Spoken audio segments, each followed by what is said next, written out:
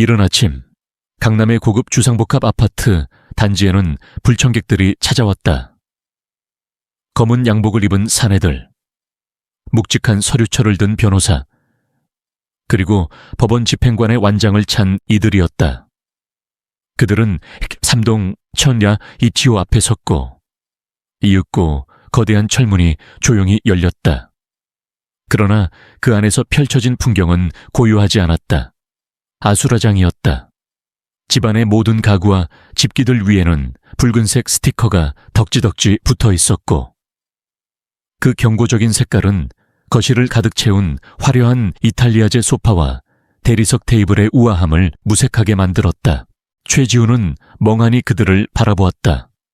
그의 얼굴은 창백했고 눈은 깊은 절망으로 텅 비어 있었다. 불과 몇 달 전만 해도 이 공간은 그에게 완벽한 행복의 증거였다. 그의 아내 이수진은 거실 한가운데 서서 억센 소나기에 끌려나가는 명품 가방들을 보며 비명을 질렀다. 손대지 마 내 거야. 저리 비켜. 그녀의 목소리는 갈라졌고 얼굴은 눈물과 땀으로 엉망이었다. 하지만 그녀의 외침은 그곳에 모인 사람들에게는 아무런 의미가 없었다. 그들은 그저 자신들의 임무를 수행할 뿐이었다. 집행관은 차분하지만 단호한 목소리로 말했다. 최지훈 씨와 이수진 씨는 즉시 퇴거하셔야 합니다. 모든 집행 절차는 법에 따라 진행 중입니다. 이게 무슨 말도 안 되는 소리예요. 우리는 여기서 살고 있다고요. 우리가 정당한 주인이에요. 수진이 소리쳤다. 그녀의 외침은 아파트 복도를 가득 채웠다. 몇몇 이웃 주민들이 문을 빼꼼히 열고 이 광경을 엿보았다. 그들의 눈에는 동정보다도 호기심과 냉소적인 즐거움이 더 짙게 서려 있었다. 수진은 그 시선들을 견딜 수 없어 얼굴을 감쌌다. 지우는 그저 침묵한 채 서 있었다. 그는 이미 모든 것을 알고 있었다. 어머니. 유선자 여사의 행동은 예측 불가능했지만 이렇게까지 단호할 줄은 몰랐다. 그는 그녀의 분노가 서서히 식을 것이라고, 결국에는 피를 나눈 모정 앞에서 무릎을 꿇을 것이라고 믿었다. 하지만 그는 착각했다. 어머니는 분노를 거두기는커녕 가장 잔인하고 냉혹한 방식으로 그들의 삶을 뿌리째 뽑아버리고 있었다. 지우는 멍하니 집행관이 건넨 서류를 다시 한번 들여다보았다. 부동산 강제 경매 개시 결정문. 단어 하나하나가 망치처럼 그의 머리를 내리쳤다. 이 모든 것이 한 통의 전화로 시작되었던가. 불과 몇 달 전, 어머니의 칠순 잔치가 끝나고 며칠 뒤였다. 그는 어머니가 전화를 걸어오자 그저 일상적인 안부 전화일 것이라고 생각했다. 하지만 어머니의 목소리는 싸늘했다. 지훈아, 네가 네 아내와 함께 얼마나 잘 살고 있는지 내가 똑똑히 봤단다. 내 칠순 잔치에 달랑 10만 원짜리 축의금을 보내고 몸이 아프다는 핑계로 백화점에서 쇼핑을 즐기는 너희의 태도가, 지훈은 어머니의 그 차가운 목소리를 평생 잊을 수 없을 것 같았다. 그날 저녁, 집으로 찾아온 어머니는 평소와 달랐다. 그녀의 눈은 얼음장처럼 차가웠고 표정은 읽을 수 없었다. 그녀는 그에게 종이 한 장을 내밀었다. 그것은 이 아파트의 등기부등본이었다. 그리고 그곳에는 그가 아내와 함께 소유자로 등록되어 있다는 사실 아래 분명히 적혀 있었다. 근저당권 설정 채권 최고액 8억 4천만 원, 채무자 최지훈, 이수진 근저당권자 유선자. 지훈은 그 단어들을 이해하는데 한참의 시간이 걸렸다. 근저당권. 그것은 어머니가 그들에게 집을 그냥 준 것이 아니라 사실상 막대한 채무를 설정해 두었다는 의미였다. 그는 머리가 멍해졌다. 이 엄청난 사실을 어떻게 아내에게 말해야 할까? 그는 어머니에게 애원했다. 엄마, 한 번만 용서해 주세요. 수진이도 많이 뉘우치고 있어요. 앞으로는 제가 더 잘할게요. 제발 이 집만은. 그러나 어머니는 고개를 저었다. 이제 와서 후회해도 소용없다. 너희 부부가 날 무시하고 모욕했을 때 내 감정은 이미 10만 원짜리 축의금과 함께 사라졌다. 이제 우리는 감정이 아니라 법으로 이야기해야 해. 그 집 내게 다시 돌려주거라. 지우는 아내가 이 사실을 알게 되었을 때의 반응을 상상하며 몸을 떨었다. 예상대로였다. 수진은 그 사실을 알자마자 길길이 날뛰었다. 뭐 근저당권 말도 안 돼.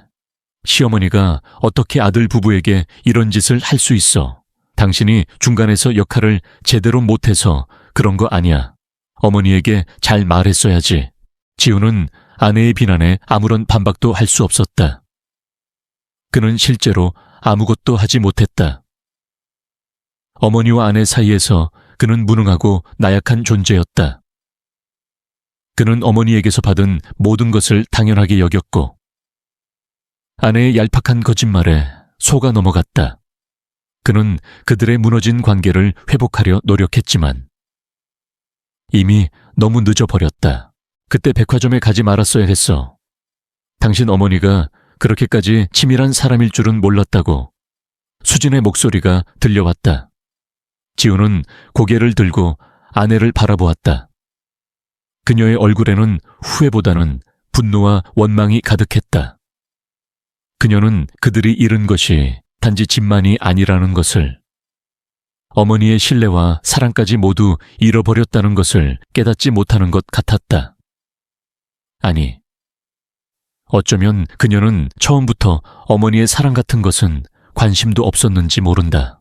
그는 그날 밤 어머니가 칠순 잔치를 마치고 돌아오는 차 안에서 보였던 그 기묘한 침묵을 떠올렸다. 당시 그는 그저 어머니가 피곤해서 말이 없으신 거라고 생각했다. 하지만 그것은 폭풍 전의 고요함이었다. 어머니는 그 짧은 순간에 이미 모든 것을 결정하고 있었던 것이다. 그녀의 내면에서는 이미 거대한 전쟁이 시작되었고 그는 그 전쟁의 희생양이 될 운명이었다. 나가라고 내 집에서 수진이 다시 한번 발악하며 소리쳤다. 그녀는 집행관에게 억지로 끌려가고 있는 명품 소파를 붙잡고 놓지 않으려 했다. 그 모습은 초라하고 비참했다. 그녀의 화려한 옷차림과 메이크업은 이미 의미를 잃었다. 그녀의 눈에서는 눈물이 흐르고 있었지만 그 눈물은 동정을 불러일으키기보다 오히려 그녀의 허영심을 비웃는 듯했다. 지우는 그 모든 것을 멀찍이서 바라보았다. 그는 아무것도 할 수 없었다. 어머니를 막을 수도 없었고 아내를 위로할 수도 없었다. 그는 그저 이 거대한 폭풍에 휩쓸려가는 나무십처럼 무력했다. 그의 인생은 완벽해 보였지만 사실은 어머니가 만들어준 얇은 유리 위에서 아슬아슬하게 균형을 잡고 있었던 것이다. 그리고 그 유리는 그들의 오만함과 무례함이라는 작은 돌멩이 하나에 산산조각 나버렸다. 집행관들이 분주하게 움직이며 가구들을 밖으로 옮겼다. 텅 빈 공간에는 가구들의 흔적만 희미하게 남아있었다. 벽에는 액자가 걸려 있었던 자리가 하얗게 비어 있었고 바닥에는 소파와 테이블의 발자국이 먼지 속에 남아 있었다. 그 흔적들은 마치 행복했던 과거가 한순간의 꿈이었다는 것을 증명하는 듯했다. 이 모든 것이 불과 몇 년 사이에 벌어진 일이라고는 믿기 어려웠다. 그들의 결혼식은 화려했다. 어머니의 전폭적인 지원 덕분이었다. 수진은 아름다운 신부였고 지우는 모든 것을 가진 행복한 신랑이었다. 그들은 모두의 부러움을 샀다. 역시 유선자 사장님 아들은 다르네. 며느리에게 7억짜리 아파트를 그냥 선물하다니. 수군거리는 소리가 들려왔다. 그때만 해도 지우는 그 말을 자랑스럽게 여겼다.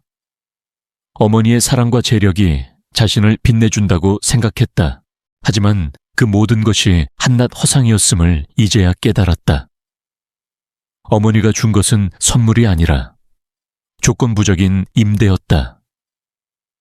어머니는 그들의 관계가 깨지면 언제든지 회수할 수 있는 장치를 마련해 두었던 것이다.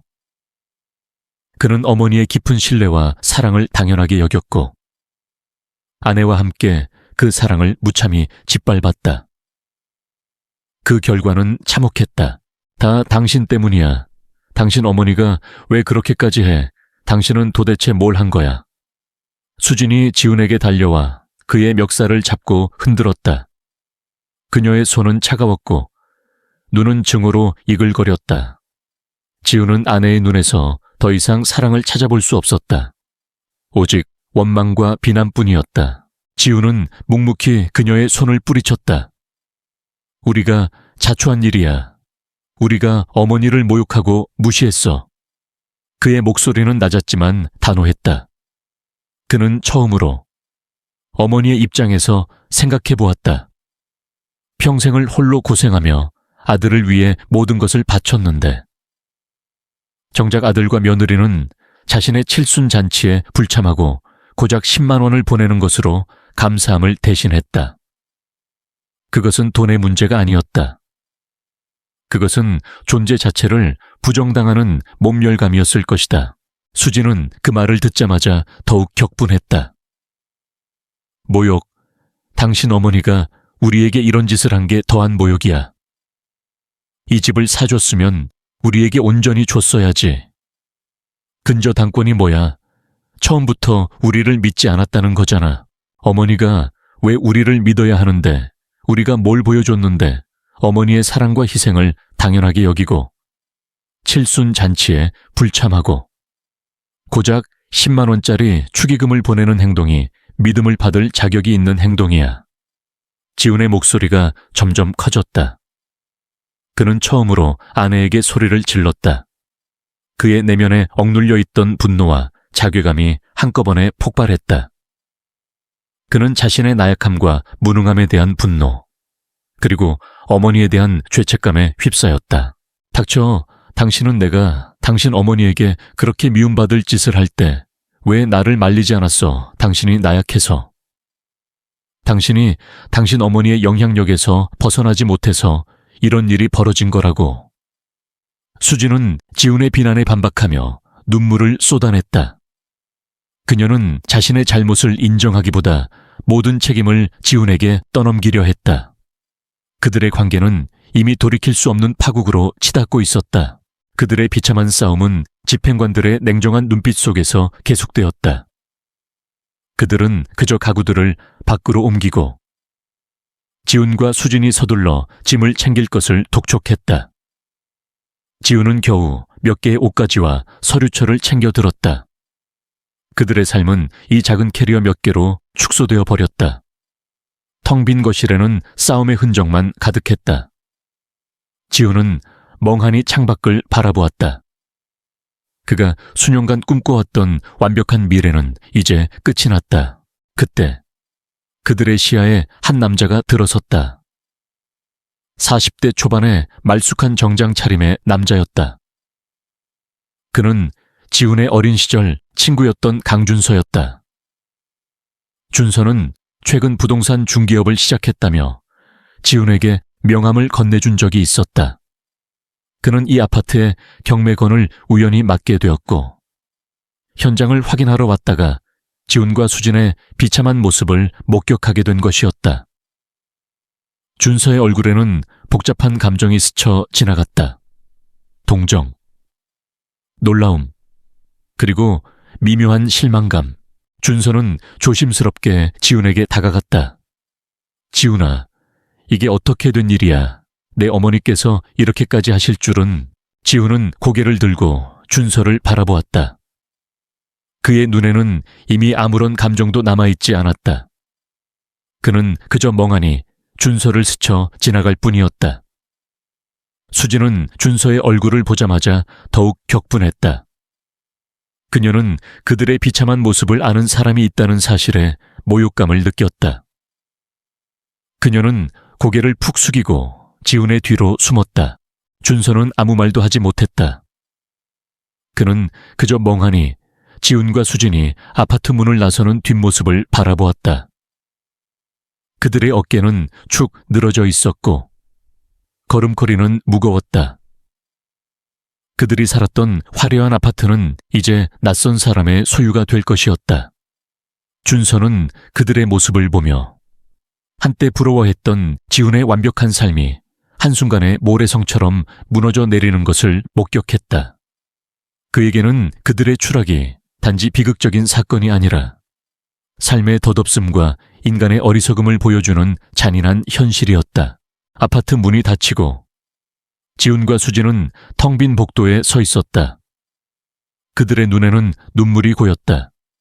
이 공간은 그들이 사랑을 속삭이고 미래를 꿈꾸었던 곳이었다. 하지만 이제는 모든 것이 끝났다. 그들은 잃어버린 것에 대한 슬픔과 후회, 그리고 서로에 대한 원망 속에서 오직 서로만을 바라보고 있었다. 그들은 어디로 가야 할까? 그들의 미래는 어떻게 될까? 그들의 눈앞에는 칠흑 같은 어둠만이 놓여 있었다. 그들의 완벽했던 삶은 한 통의 전화와 10만 원짜리 축의금이라는 작은 불씨 하나에 거대한 화염에 휩싸여 버렸다. 그들의 삶의 이야기는 이제부터 시작될 것이었다. 모든 것을 잃어버린 밑바닥에서부터의 시작. 한때 최지훈의 삶은 완벽했다. 그는 유복한 가정에서 태어나 최고급 교육을 받았고 사랑스러운 아내 이수진과 결혼해 모두가 부러워하는 삶을 살았다. 하지만 그 모든 것이 한순간에 사라졌다. 텅 빈 아파트에서 쫓겨나 그는 이제야 깨달았다. 자신의 삶이 얼마나 덧없는 모래성이었는지, 그리고 그 모래성을 쌓아 올린 유일한 존재, 어머니 유선재에 대해 다시 생각하게 되었다. 유선자의 삶은 아들과는 정반대였다. 그녀는 1950년대에 가난한 농가에서 태어나 오직 자신의 힘으로 모든 것을 일구어냈다. 그녀의 어린 시절은 배고픔과 가난, 그리고 끊임없는 노동의 연속이었다. 학업은 꿈도 꾸지 못했다. 아침 해가 뜨기 전부터 밤늦도록 밭일을 하고 어린 동생들을 돌봐야 했다. 그녀의 유일한 꿈은 이 지긋지긋한 가난에서 벗어나는 것이었다. 20살이 되던 해, 그녀는 모든 것을 뒤로하고 무작정 서울로 향했다. 동대문 새벽시장은 그녀에게 새로운 세상이자 또 다른 전쟁터였다. 그녀는 낮에는 허드레시를 하며 돈을 벌었고 밤에는 재봉틀을 돌리며 옷을 만들었다. 잠을 자는 시간도 아까웠다. 그녀의 손은 늘 바늘에 찔려 피투성이었고 손가락 마디는 굵고 투박하게 변해갔다. 하지만 그녀는 멈추지 않았다. 그녀의 눈에는 오직 성공하겠다는, 가난에서 벗어나겠다는 불타는 욕망만이 가득했다. 그녀는 남들보다 훨씬 뛰어난 재능을 가지고 있었다. 유행을 읽는 날카로운 감각, 사람을 끌어당기는 말솜씨, 그리고 무엇보다 돈 냄새를 맡는 탁월한 후각이 있었다. 그녀가 만든 옷은 불티나게 팔려나갔고 작은 옷가게는 금세 여러 매장을 거느린 거대한 도매상으로 성장했다. 정숙 패션이라는 이름으로 그녀의 성공은 동대문 시장 전체에 소문이 자자했다. 사람들은 그녀를 미다스의 손이라 부르며 경외했다. 그녀는 엄청난 부와 명성을 쌓았지만 그 모든 것을 합친 것보다 더 소중하게 여긴 것이 있었다. 바로 늦둥이 외동아들 최지훈이었다. 그녀는 자신의 인생에서 가장 귀한 보물처럼 그를 키웠다. 자신이 겪었던 가난과 고통을 단 한 번도 겪지 않도록 하기 위해 그녀는 그에게 아낌없이 모든 것을 쏟아부었다. 최고급 옷을 입혔고 가장 맛있는 음식을 먹였으며 명문 대학에 보냈다.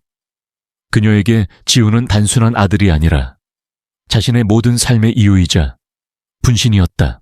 지훈은 어머니의 기대대로 훌륭하게 자라주었다. 명문 대학을 졸업하고 대기업에 입사했다. 그리고 몇 년 전, 그는 그녀에게 이수진이라는 여자를 데려왔다. 수진은 아름답고 우아했으며 겉보기에는 교양 있어 보였다. 하지만 선자는 그녀의 맑고 천진난만한 눈빛 속에서 어딘지 모를 공허함과 이기심을 읽었다. 부모의 힘든 보살핌 없이 곱게만 자란 사람 특유의 무신경함이 느껴졌다. 하지만 아들 지훈은 그녀와 함께 있을 때 너무나 행복해 보였다. 지훈의 행복이 곧 자신의 행복이라 믿었던 선자는 결국 두 사람의 결혼을 허락했다. 결혼 이야기가 오가자마자 선자는 망설임 없이 서울 최고의 부촌인 강남의 아파트를 사주기로 결정했다. 아파트 가격은 7억 원에 달했다. 그녀는 그 아파트를 아들과 며느리 공동 명의로 해주고 이렇게 말했다. 이제 너희도 나 없이 마음껏 편하게 지낼 수 있겠구나. 지우는 어머니의 말에 감동해 눈물을 글썽였고 수지는 어색한 미소로 선자의 손을 잡았다. 선자는 그 미소 속에 숨겨진 옅은 계산기를 읽지 못한 것이 아니었다. 하지만 그녀는 애써 그것을 외면했다. 아들의 행복을 위해서라면 이 정도 희생은 아무것도 아니라고 생각했다. 그러나 그녀는 자신이 간과한 것이 있었다. 돈으로 살 수 없는 것이 존재한다는 사실. 그리고 그 어떤 관계도 일방적인 희생만으로는 유지될 수 없다는 진실이었다. 결혼 후 수진의 태도는 미묘하게 변했다. 처음 몇 달 동안은 자주 찾아와 애교를 부렸지만 시간이 갈수록 방문 횟수가 줄었다. 전화는 늘 짧았고 선자의 안부를 묻는 목소리에는 따스함이 사라졌다. 늙고 병든 선자는 사람의 온기가 그리웠다. 하지만 아들과 며느리의 집은 그녀에게 점점 더 멀어져 갔다. 그리고 칠순 잔치가 다가왔다. 선자는 이 잔치를 단순한 생일 파티로 여기지 않았다. 그녀는 자신의 모든 인맥과 재력을 동원해 성대한 파티를 열었다.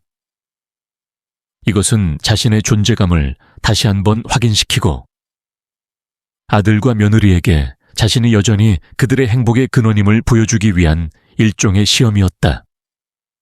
그녀는 그들이 자신을 무시하거나 잊지 않았다는 것을 확인하고 싶었다. 하지만 그 시험의 결과는 참혹했다. 칠순 잔치가 한창 진행 중인데도 며느리 수지는 콧배기도 보이지 않았다. 지우는 난처한 얼굴로 손님들을 맞고 있었다. 수군거리는 손님들의 시선 속에서 선자는 억지로 미소를 지었지만 속은 분노로 들끓었다. 아들에게 조용히 물었다. 수진이는 어디 있니? 지우는 땀을 흘리며 더듬거렸다. 아, 엄마. 수진이가 아침부터 몸이 좀 안 좋아서요. 곧 온다고 했어요. 바로 그때 선자의 휴대전화가 울렸다. 문자 메시지 한 통이었다. 발신자 이름은 예쁜 며느리. 선자는 떨리는 손으로 메시지를 열었다. 어머니, 칠순 축하드립니다. 제가 몸이 아파서 참석하지 못해 죄송합니다. 소소한 용돈 보내드렸어요. 그리고 바로 이어 은행 알림 메시지가 떴다. 이수진이 10만 원을 송금했다는 내용이었다. 10만 원. 선자는 그 숫자를 멍하니 바라보았다. 7억 원짜리 집을 선물한 시어머니의 칠순 잔치에 고작 10만 원을 보내고 불참을 통보하다니 이것은 실수도 무심함도 아니었다. 명백한 모욕이었다. 수진이 이 많은 하객들 앞에서 자신의 칠순 잔치를 조롱하고 있다는 사실에 선자의 피가 차갑게 식어내렸다. 그녀의 눈에는 화려한 조명도, 흥겨운 음악도, 사람들의 웃음소리도 더 이상 들리지 않았다. 모든 것이 희미해지고 오직 자신을 비웃는 듯한 수진의 표정만이 선명하게 떠올랐다. 그녀는 생각했다. 그래, 너희는 이제 내가 늙고 가치 없는 존재라고 생각하는구나. 나를 이렇게 비참하게 만들고 싶었구나. 집으로 돌아오는 차 안. 선자는 아무 말도 하지 않았다. 그녀의 침묵은 단순한 피곤함이 아니었다. 그것은 폭풍이 몰아치기 전의 고요함이었다. 그녀는 창밖으로 스쳐 지나가는 밤거리를 무심히 바라보았다. 지우는 조심스럽게 그녀의 눈치를 살폈다. 엄마, 사람들이 오늘 엄마를 칭찬 많이 했어요. 지우는 어색한 침묵을 깨려 애썼지만 선자는 대답하지 않았다. 집에 도착해서도 그녀는 평소처럼 들어가서 쉬거라는 말 한마디 없이 묵묵히 현관문을 열고 들어섰다. 지우는 불안한 마음에 그녀를 따라 들어갔다. 선자는 거실 소파에 앉아 지훈에게도 앉으라고 손짓했다. 집안은 고요했고 벽에 걸린 괴종시계 소리만 유난히 크게 울렸다. 선자는 한동안 말없이 아들을 쳐다보았다. 그녀의 눈에는 실망감, 연민, 분노, 슬픔이 복잡하게 뒤섞여 있었다. 지훈은 그 시선을 견디지 못하고 고개를 숙였다. 엄마, 수진이가 정말 아파서. 지훈이 변명하려 했지만 선자는 단호하게 말을 잘랐다. 아픈 사람이 백화점에서 쇼핑을 하니 선자는 휴대전화 속 사진 한 장을 지훈의 눈앞에 내밀었다. 칠순 잔치가 한창일 때 그녀의 오랜 친구가 백화점에서 찍어보낸 사진이었다. 그 사진 속에는 밝은 원피스를 입고 선글라스를 쓴 수진이 다른 여자와 함께 웃으며 쇼핑백을 들고 있었다. 지훈의 얼굴이 하얗게 질렸다. 변명의 여지가 없는 명백한 증거였다. 아내가 자신에게 그리고 어머니에게 새빨간 거짓말을 했다는 사실에 온몸의 힘이 빠져나가는 것 같았다. 선자는 이어서 10만 원이 입금된 은행 앱 화면을 보여주었다. 이게 너희가 나를 생각하는 마음의 크기다. 7억 원짜리 집을 사준 내게. 고작 10만 원으로 성의를 보였다. 너희의 무례함과 오만함에. 이제 나는 더 이상 너희를 믿을 수가 없다. 선자의 목소리는 차갑고 단호했다. 지우는 무릎을 꿇었다. 엄마, 죄송합니다. 수진이를 대신해 제가 사과드릴게요. 다시는 이런 일이 없을 거예요. 제발. 하지만 선자는 돌아보지 않았다. 그녀는 이미 마음의 문을 굳게 닫아버렸다. 너무 늦었다. 내일 아침 내 변호사를 통해 근저당권 실행 통보를 할 것이다. 너희는 그 집을 법적인 절차에 따라 비워줘야 할 것이다. 더 이상의 자비는 없다. 선자는 아들의 절규를 뒤로 한 채 자신의 방으로 향했다. 문이 쾅 닫히는 순간 굳건했던 그녀의 어깨가 미세하게 떨렸다. 자식을 길거리로 내쫓는 어미의 마음이 어찌 편할 수 있으랴. 하지만 그녀는 이 끔찍한 배신감과 몸 열감을 복수 없이는 이겨낼 수 없다고 느꼈다. 지훈의 울음소리가 문틈으로 새어나왔지만 선자는 귀를 막았다. 긴 싸움이 시작된 것이다. 그리고 그녀는 결코 패배하지 않으리라 다짐했다. 최지훈은 잠에서 깼다. 아니, 정확히 말하면 뜬 눈으로 밤을 지새운 뒤였다. 낡고 냄새나는 모텔방의 벽지가 희미한 새벽빛 아래 희끄무레하게 보였다. 전날의 기억들이 꿈인지 현실인지 구분하기 어려울 정도로 끔찍하게 다가왔다. 쫓겨나고 아내와 싸우고 모텔방에 몸을 누이기까지 모든 것이 한편의 악몽 같았다. 옆 침대에서 곤히 자고 있는 아내 이수진의 얼굴을 바라보았다. 그녀의 얼굴은 화장기 없이 창백했고 눈은 퉁퉁 부어 있었다. 그는 문득 이 여자를 처음 만났던 때를 떠올렸다. 그녀는 그 어떤 것보다 빛나는 존재였다. 지훈은 명문 대학 졸업 후 대기업에 입사하여 남부러울 것 없는 삶을 살았다. 하지만 그의 삶은 늘 어딘지 모르게 공허했다. 모든 것이 어머니의 영향력 아래에 있었기 때문이다. 옷, 음식, 심지어 친구까지도 어머니의 기준에 맞춰 선택해야 했다. 그는 겉으로는 순종적이었지만 속으로는 답답함을 느끼고 있었다. 수지는 그런 그의 삶에 불현듯 나타난 새로운 공기였다. 그녀는 자유로웠고 자신감이 넘쳤으며 무엇보다 어머니와는 전혀 다른 사람이었다. 그녀는 지훈에게 새로운 세상을 보여주었다. 어머님께 처음 인사드릴 때 엄청 긴장했어요. 아버님 없이 홀로 회사를 일구신 분이라면서요. 수지는 지훈의 손을 꼭 잡고 말했다. 그때 그녀의 눈은 반짝였고 지훈은 그녀가 자신의 어머니를 진심으로 존경한다고 생각했다. 물론 그것은 착각이었다. 수진이 존경한 것은 어머니의 재력이었다. 수진은 자신이 지훈을 만나면서 한 방에 인생을 역전했다고 생각했다. 어릴 때부터 평범한 가정에서 자라온 그녀는 부유한 삶을 동경했고 지훈을 통해 그 꿈을 이룰 수 있다고 믿었다. 유선자는 아들의 여자친구인 수진을 처음 만났을 때부터 그녀에게서 이기적인 욕망을 읽었다. 하지만 아들 지훈은 너무나 행복해 보였다. 지훈이 수진의 손을 잡고 행복하게 웃는 모습을 보며 선자는 아들의 행복을 위해 자신의 불안을 애써 무시하기로 했다. 지훈이만 행복하다면 그 무엇도 괜찮다. 그녀는 스스로에게 되뇌었다. 그리고 두 사람은 결혼을 하기로 결정했다. 선자는 아들의 새로운 시작을 위해 통 큰 선물을 준비했다. 그녀는 강남의 중심지에 위치한 7억 원짜리 고급 아파트를 두 사람의 이름으로 사주었다. 이는 그녀의 재력을 과시하는 행위이기도 했지만 동시에 아들의 행복을 향한 그녀의 진심 어린 축복이기도 했다. 결혼 생활을 하다 보면 힘든 일이 많을 거다. 그래도 이 집에서만큼은 마음 편하게 지내렴. 선자는 등기부등본을 아들 부부에게 건네며 말했다. 지훈은 감격에 겨워 눈물을 흘렸고 수지는 겉으로는 환하게 웃었지만 그녀의 눈빛에는 만족감과 함께 알 수 없는 차가움이 엿보였다. 하지만 선자에게는 또 다른 계획이 있었다.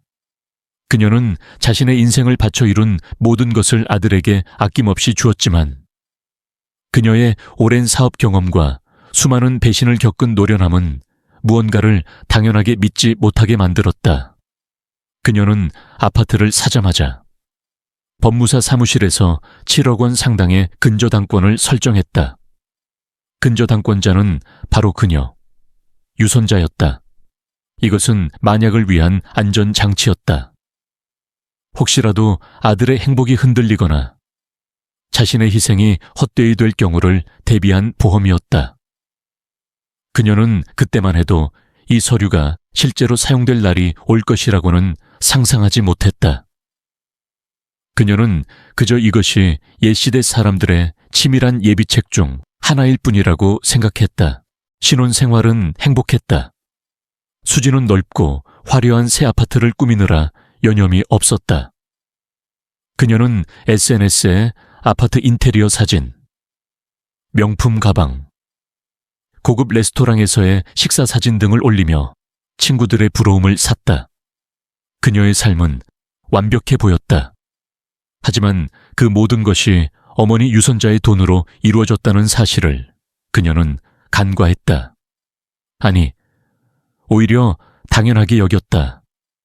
시어머니가 아들을 잘 키워준 대가라고 생각하며 그녀는 선자의 도움을 받을 자격이 충분하다고 믿었다. 결혼 후 몇 달 동안 수지는 지훈과 함께 정기적으로 시어머니 댁을 방문했다. 그녀는 그곳에서 애교를 부리고 살갑게 굴었다. 어머니, 제가 직접 만든 반찬이에요. 어머니, 다음 주에는 제가 좋아하는 맛집에 모시고 갈게요. 하지만 시간이 지날수록 그녀의 방문 횟수는 줄어들었다. 전화 통화는 점점 짧아졌고 선자의 안부를 묻는 목소리에는 진심이 사라졌다. 선자는 나이가 들수록 사람의 온기가 그리웠다. 하지만 아들과 며느리의 집은 그녀에게 점점 더 멀게 느껴졌다. 지훈은 아내의 변한 태도를 눈치채지 못했다. 그는 그저 결혼 후 바빠져서 그렇겠거니 생각했다. 수지는 교묘하게 지훈에게 거짓말을 했다. 자기야, 다음 주말에 친정엄마가 오신대서. 어머님 댁은 그 다음 주에 갈까? 어머님께는 내가 전화 드렸어. 요즘 바쁘시다고 하셔서 다음에 찾아뵙자고 했어. 지훈은 아내의 말을 철석같이 믿었다. 그는 어머니와 아내 사이에 미묘한 긴장감을 감지하지 못했다. 혹은 감지하고 싶지 않았는지도 모른다. 그는 평생 어머니의 뜻에 따라 살아왔고 이제 아내와 함께 독립된 삶을 꾸리고 싶어 했다. 어머니의 그늘에서 벗어나고 싶다는 무의식적인 욕망이 그를 눈멀게 만들었다. 그리고 유선자의 칠순 잔치가 다가왔다. 그녀는 모든 것을 걸고 이 잔치를 준비했다. 자신의 인생을 집대성하는 자리이자 아들 부부의 진심을 확인할 마지막 시험대였다. 그녀는 직접 유명 셰프를 섭외하고 화려한 꽃장식을 주문했다. 모든 것이 완벽했다. 하지만 가장 중요한 두 사람, 아들과 며느리는 그녀의 기대를 저버렸다. 수지는 며칠 전부터 몸이 안 좋다는 핑계를 댔고 지훈은 그녀의 거짓말에 속아 넘어갔다. 칠순 잔치 당일 선자는 홀로 하객들을 맞이했다. 수많은 사람들이 그녀의 성공과 노고에 찬사를 보냈지만 그녀의 마음속은 텅 비어 있었다. 아들이 옆에서 서성거렸지만 며느리의 빈자리는 너무나 크게 느껴졌다. 하객들의 수군거림이 들려왔다. 며느리가 안 보이네. 아프다더니 설마 무슨 일이라도 있나?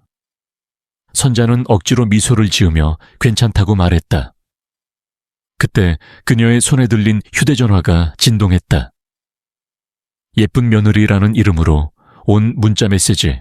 어머니, 칠순 정말 축하드려요. 제가 너무 아파서 참석을 못해 죄송해요. 조촐하게 용돈 조금 보내드렸어요. 그리고 알림 메시지가 떴다. 100,000원 입금. 선자는 그 숫자를 보는 순간 온몸의 피가 차갑게 식는 것을 느꼈다. 7억 원짜리 집을 받은 며느리가 보낸 축의금이라기엔 너무나 초라한 금액이었다. 이것은 실수나 무심함이 아니었다. 명백한 조롱이었다. 나는 당신이 준 돈에 관심이 없다. 하지만 당신의 권위는 인정해 줄 수 없다. 그녀의 눈에는 수진의 이런 메시지가 명확하게 읽혔다. 엄마, 수진이가 아파서 정말 미안하다고. 지훈이 다가와 조심스럽게 말했다. 하지만 선자는 이미 아무것도 들리지 않았다. 그녀는 자신의 눈으로 직접 아들의 어리석음과 며느리의 얄팍한 거짓말을 확인했다. 그녀의 내면에서 무언가가 뚝 하고 끊어지는 소리가 들렸다. 평생을 아들을 위해 헌신했던 모성애. 그리고 믿음이라는 거대한 기둥이 한순간에 무너져 내렸다. 그날 밤 그녀는 지훈에게 단호하게 말했다. 나는 너에게 집을 준 것이 아니다. 빌려준 것이다. 너희가 행복하게 잘 살아주기를 바라면서. 지훈은 어머니의 말에 어리둥절한 표정을 지었다. 어머니는 한 번도 그런 말을 한 적이 없었다. 하지만 그녀는 이미 모든 것을 계획하고 있었다. 지훈은 늦은 밤 아내 수진에게 어머니가 했던 모든 말을 전했다. 수진은 처음에는 믿지 못했다. 말도 안 돼. 시어머니가 어떻게 아들에게 그런 말을 해. 당신이 중간에서 말을 잘못 전한 거 아니야. 하지만 지훈이 직접 보여준 등기부등본의 근저당권 기록을 보고 나서야 그녀는 사태의 심각성을 깨달았다. 그녀의 얼굴은 하얗게 질렸고 그녀의 입에서는 모멸감과 분노에 찬 비난만이 쏟아져 나왔다. 처음부터 우리를 믿지 않았다는 거잖아. 이런 식으로 우리를 시험하다니. 당신 어머니는 정말 무서운 사람이야. 수진이 소리쳤다. 그녀는 자신의 잘못을 인정하기보다는 모든 책임을 시어머니에게 돌렸다. 지우는 그런 아내의 모습에 실망했다. 그는 그녀가 자신의 잘못을 반성하고 함께 문제를 해결하려 할 것이라고 믿었다. 하지만 그녀는 여전히 자신의 욕망과 자존심만을 앞세우고 있었다.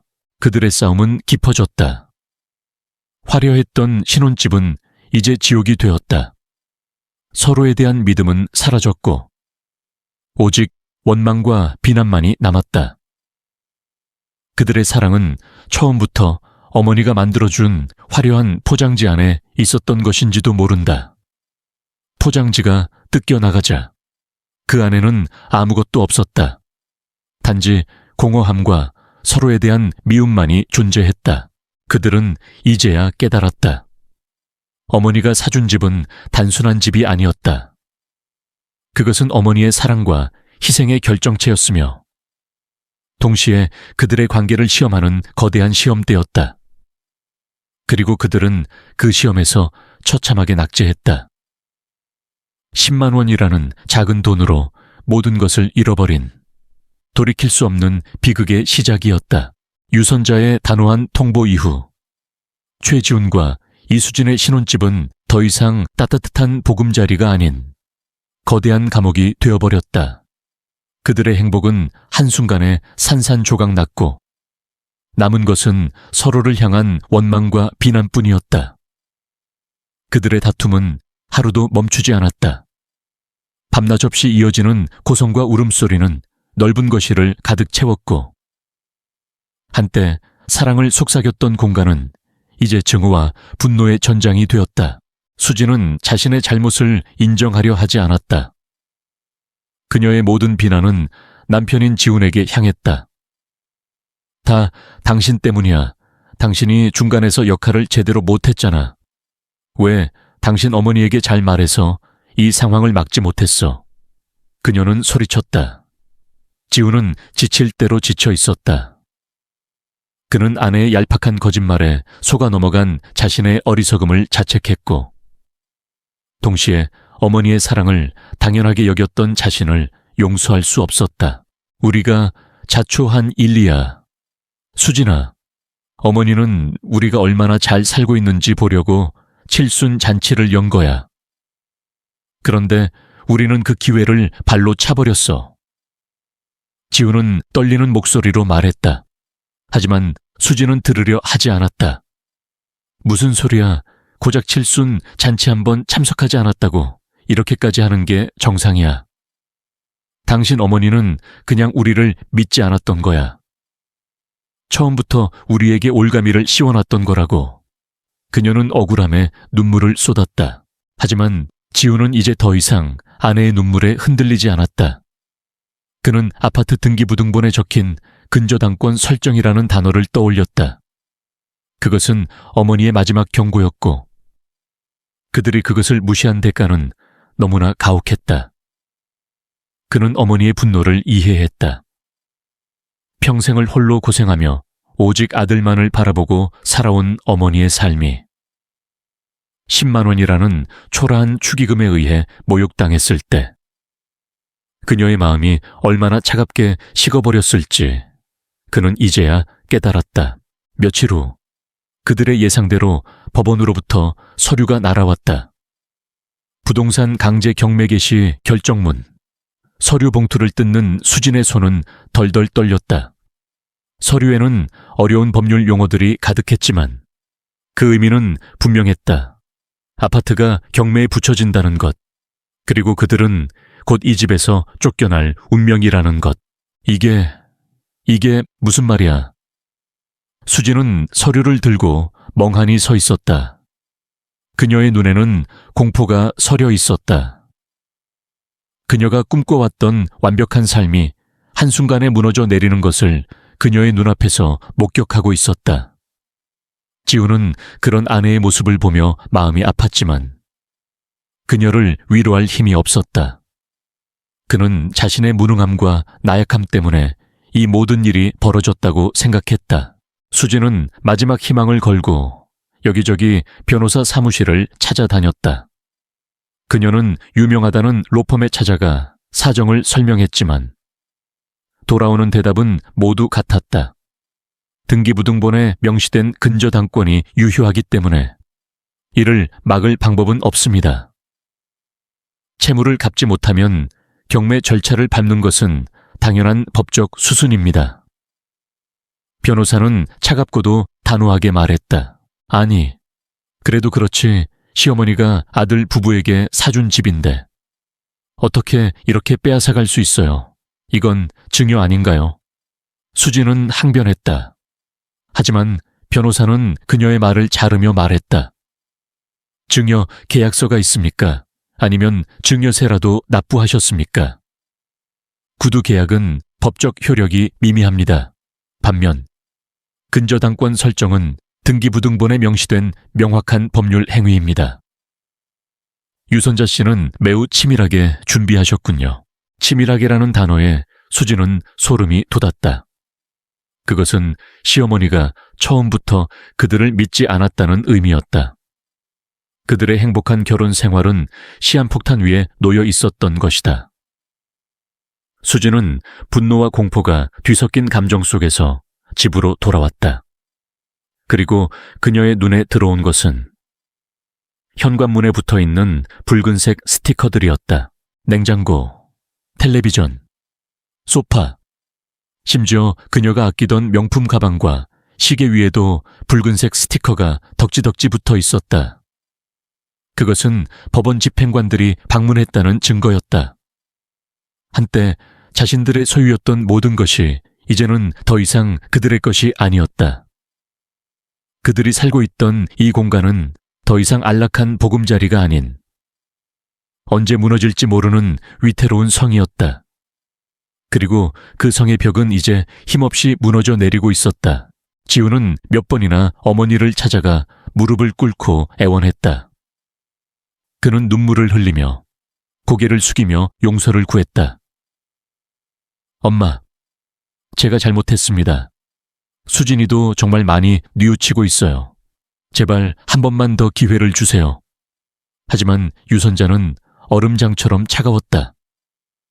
그녀는 더 이상 아들을 연민의 눈으로 바라보지 않았다. 날 무시하고 기만할 때는 갈 곳이 많아 보이더니 이제 와서 갈 곳이 없다고 하는구나. 법대로 해라. 더 이상 나에게 어떤 정을 기대하지 마라. 네 아내가 내 정을 10만 원짜리 동전으로 만들었을 때 모든 것은 끝났다. 유선자의 단호함 앞에 지우는 아무 말도 할 수 없었다. 그는 어머니의 마음속에 그와 수진을 향한 신뢰와 애정의 벽이 완전히 무너져 내렸다는 것을 깨달았다. 그들의 관계는 이제 회복 불가능한 파국으로 치닫고 있었다. 부부 사이의 균열은 걷잡을 수 없이 깊어졌다. 모든 비난은 서로를 향했다. 수진은 지훈에게 당신이 중재 역할을 제대로 했으면 이렇게까지 되지 않았을 것이라며 맹비난했다. 지훈은 내가 한 사람 때문에 고통받고 있어. 네가 그렇게 오만하지만 않았어도 내 어머니 칠순 잔치에 얼굴이라도 비췄으면 이런 일은 없었을 거야. 네 허영심과 이기심이 우리를 망쳤어 라고 맞섰다. 한때 사랑을 속삭였던 공간은 이제 서로의 분노와 원망을 쏟아내는 전쟁터가 되었다. 아름다웠던 추억들은 악몽으로 변했고 서로의 얼굴을 보는 것조차 고통스러워졌다. 경매 절차가 시작되고 낯선 사람들이 집을 보러 오기 시작했다. 그들의 눈빛은 마치 자신들의 물건을 평가하고 값을 매기려는 것처럼 느껴졌다. 수진은 그 시선을 견딜 수 없어 방에 틀어박혀 나오지 않았다. 그녀가 친구들에게 자랑했던 이 집은 이제 수치와 굴욕의 공간이 되었다. 경매는 순조롭게 진행되었다. 새 주인이 나타나 감정가보다 조금 낮은 가격에 낙찰받았다. 법원으로부터의 인도 명령은 그들의 마지막 통보였다. 정해진 날짜까지 집을 비우지 않으면 강제 집행이 시작된다는 무미건조하고 현실적인 선고였다. 수진과 지우는 짐을 싸기 시작했다. 불과 몇 달 전 설레는 마음으로 가득 채웠던 결혼 가구와 가전제품들은 이제 무거운 짐 덩어리가 되었다. 그들은 어쩔 수 없이 헐값에 중고 상인에게 팔거나 버려야 했다. 수지는 소중히 여겼던 명품 가방들을 끌어안고 한참을 울었다. 브런치 모임을 즐기던 화려한 나날들은 신기루처럼 사라졌다. 강제 집행 당일 아침. 하늘은 유난히 맑았다. 집행관들이 들어와 그들의 남은 짐들을 밖으로 끌어냈다. 이삿짐 센터 직원들이 짐과 박스들을 트럭에 싣는 동안 이웃 주민들은 창문으로 혹은 길거리에 서서 이 광경을 지켜보았다. 그들의 눈빛에는 동정심과 함께 미묘한 조롱이 섞여 있었다. 그 시선들이 칼날이 되어 그들의 등을 찔렀다. 수지는 차마 고개를 들지 못했다. 한때 모두의 선망의 대상이었던 강남의 고급 아파트에서 쫓겨나는 그들의 모습은 이제 흔해 빠진 비극적인 광경일 뿐이었다. 지우는 묵묵히 짐을 날랐지만 굳게 담은 그의 입술은 미세하게 떨리고 있었다. 그들의 집은 텅 비었고 가구들이 있었던 흔적만이 희미하게 남아 과거의 행복을 증언하고 있었다. 수지는 텅 빈 거실 한가운데 서서 헛웃음을 흘렸다. 끝났어. 정말 끝났어. 바로 그때. 나측은 실루엣이 엘리베이터에서 내렸다. 유선자였다. 그녀는 변호사와 함께 마치 왕국을 되찾은 여왕처럼 위풍당당하게 나타났다. 수지는 선자를 보자마자 억눌렸던 분노가 폭발했다. 이제 속이 시원하세요. 아들 부부가 이렇게 길거리로 나앉으니까 행복하세요. 수지는 달려들려 했지만 변호사가 그녀를 막아섰다. 선자는 그런 수진의 발악을 싸늘한 눈빛으로 응시할 뿐이었다. 네오는 아직도 무엇이 잘못됐는지 모르는구나. 나를 길거리로 내쫓은 것은 너희의 오만함과 무신경함이다. 선자는 담담하게 말했다. 너희는 내 아들을 돈으로 샀고 그 돈 때문에 나를 버렸다. 세상이 돈으로만 돌아가는 줄 알았겠지만 돈으로 살 수 없는 것이 있다는 것을, 그리고 돈으로 사람의 마음을 모욕한 대가가 무엇인지 내가 가르쳐주마. 선자는 아들 지훈을 향해 시선을 돌렸다.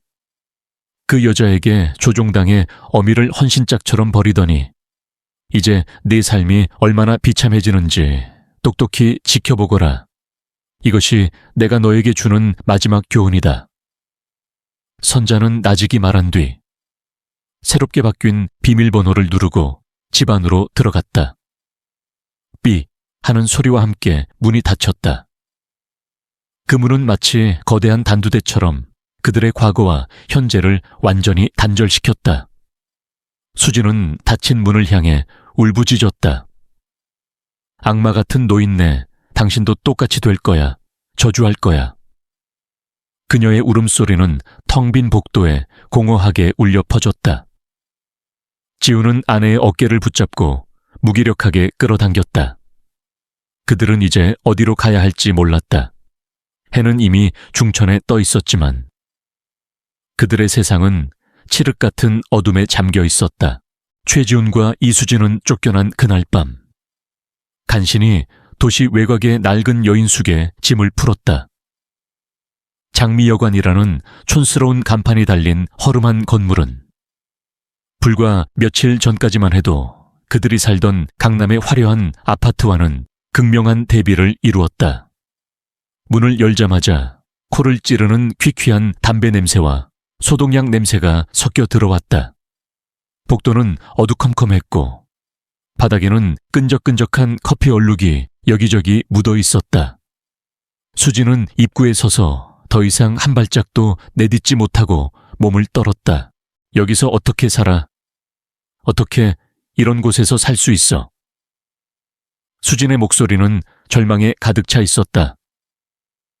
불과 이틀 전만 해도 그녀는 이탈리아제 고급 침대에서 눈을 뜨고 대리석 주방에서 향긋한 커피를 내리며 우아한 아침을 시작했다.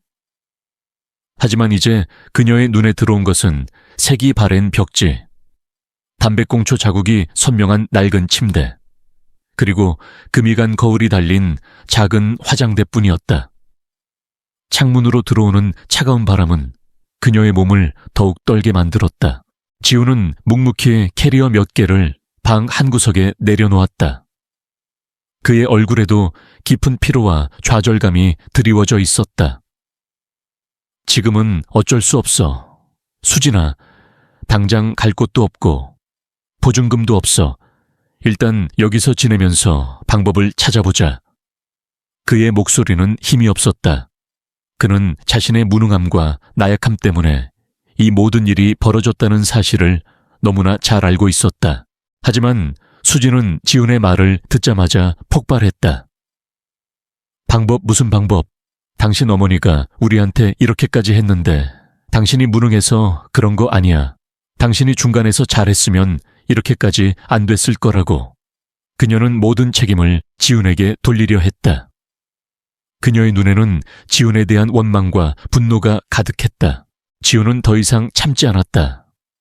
그래, 그럼 너는 잘못이 없어. 누가 칠순 잔치에 가지 말자고 했지. 누가 10만 원을 보내서 어머니를 모욕했지. 우리가 이렇게 길거리로 나앉게 된 가장 큰 원인은 너의 오만함과 얄팍한 거짓말 때문이야.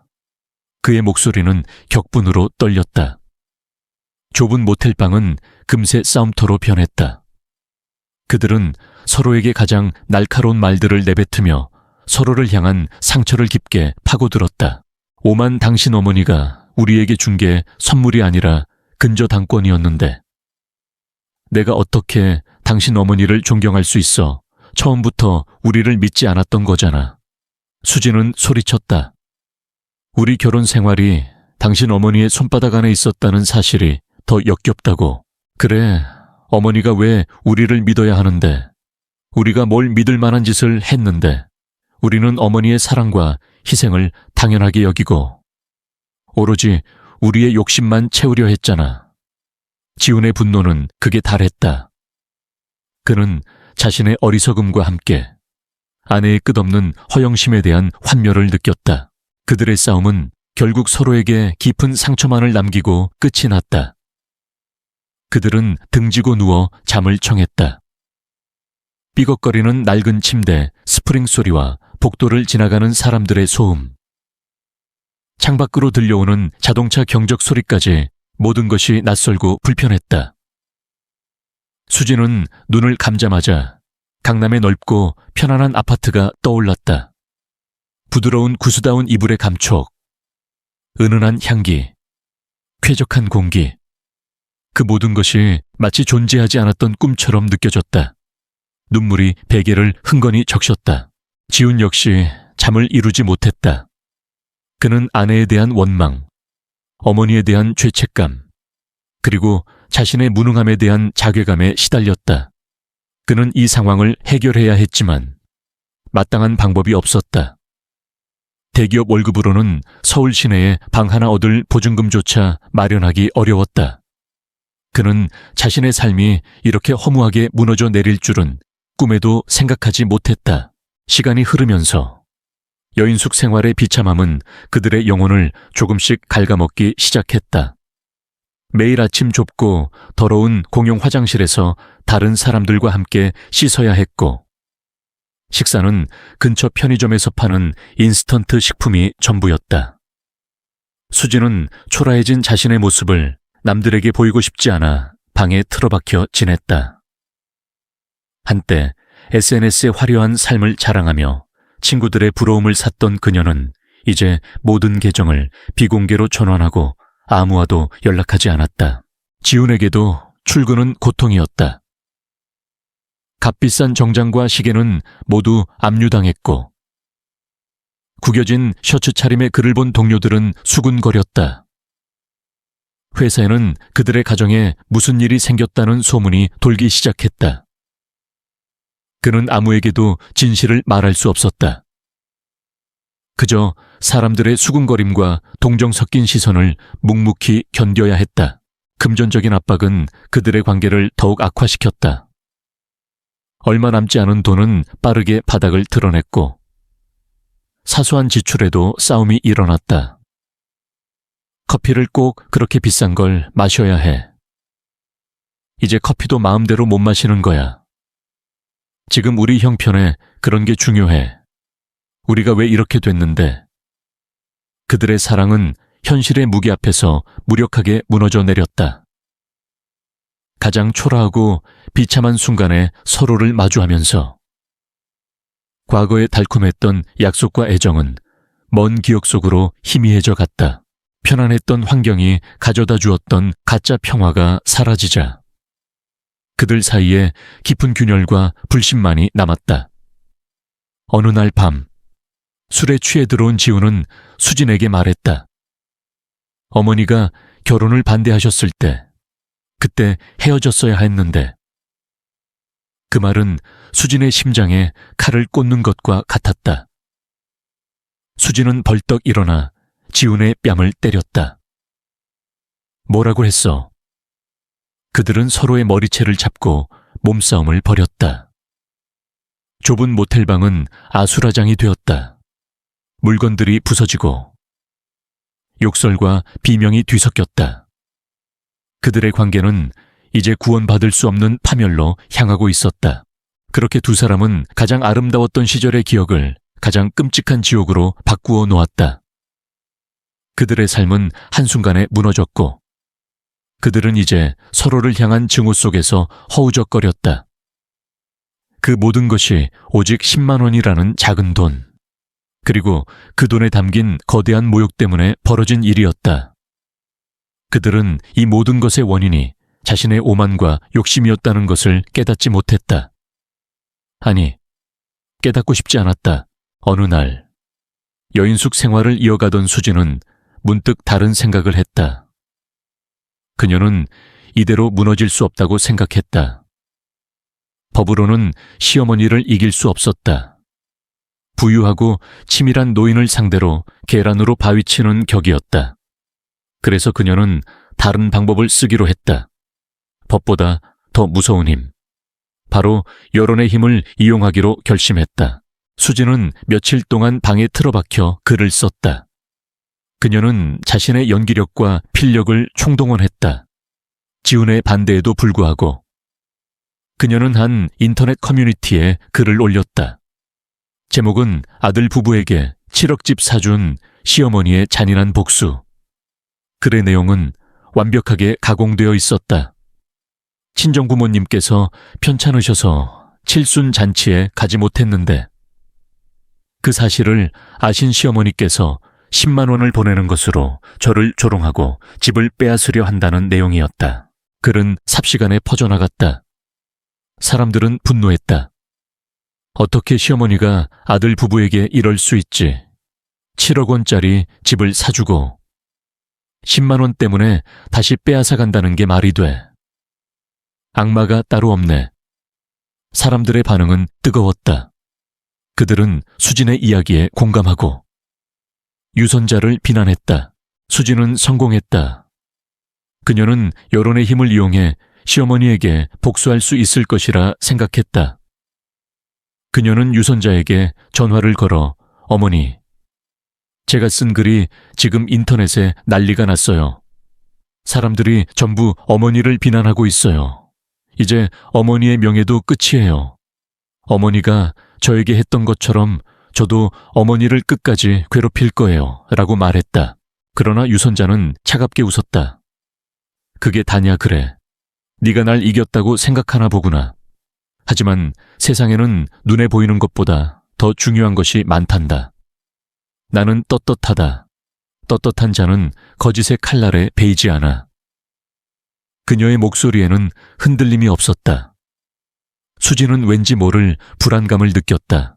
그리고 다음 날 그들의 이야기는 신문 한 면에 실렸다. 재벌 사모님의 잔인한 복수극, 진실은 무엇인가? 하지만 신문에 실린 내용은 수진이 쓴 글과는 전혀 달랐다. 유선자 측 변호사가 언론의 모든 증거 자료를 공개한 것이었다. 칠순 잔치에 불참한 수진의 거짓말, 10만 원 축의금, 그리고 무엇보다 7억 원짜리 집의 근저당권에 대한 모든 진실이 낱낱이 밝혀졌다. 수진이 쓴 글은 명백한 허위 사실입니다. 저희 의뢰인께서는 단지 아들과 며느리의 오만하고 배은망덕한 태도를 바로잡고자 법적인 절차를 밟으신 것뿐입니다.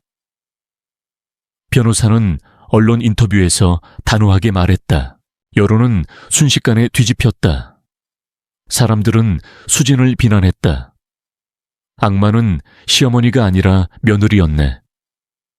10만 원 때문에 7억짜리 집을 날렸어. 정말 멍청하다. 뻔뻔한 거짓말쟁이. 그들의 비난은 수진이 겪었던 것보다 훨씬 더 잔인하고 가혹했다. 수진은 모든 것을 잃었다. 명예, 재산, 그리고 그녀가 유일하게 믿었던 여론의 힘마저도. 그녀는 이제 더 이상 숨을 곳이 없었다. 지우는 씁쓸하게 웃었다. 봤지, 네가 진정한 행복이 무엇인지 몰랐기 때문에 이런 일이 벌어진 거야. 네가 가진 것이 아니라 네가 되어야 할 것이 무엇인지 몰랐기 때문에. 그는 수진을 향한 마지막 희망마저 놓아버렸다. 그들의 사랑은 완전히 끝났다. 그들은 이제 더 이상 서로를 사랑하지 않았다. 그들은 서로를 미워했다. 그것이 그들의 마지막 남은 감정이었다.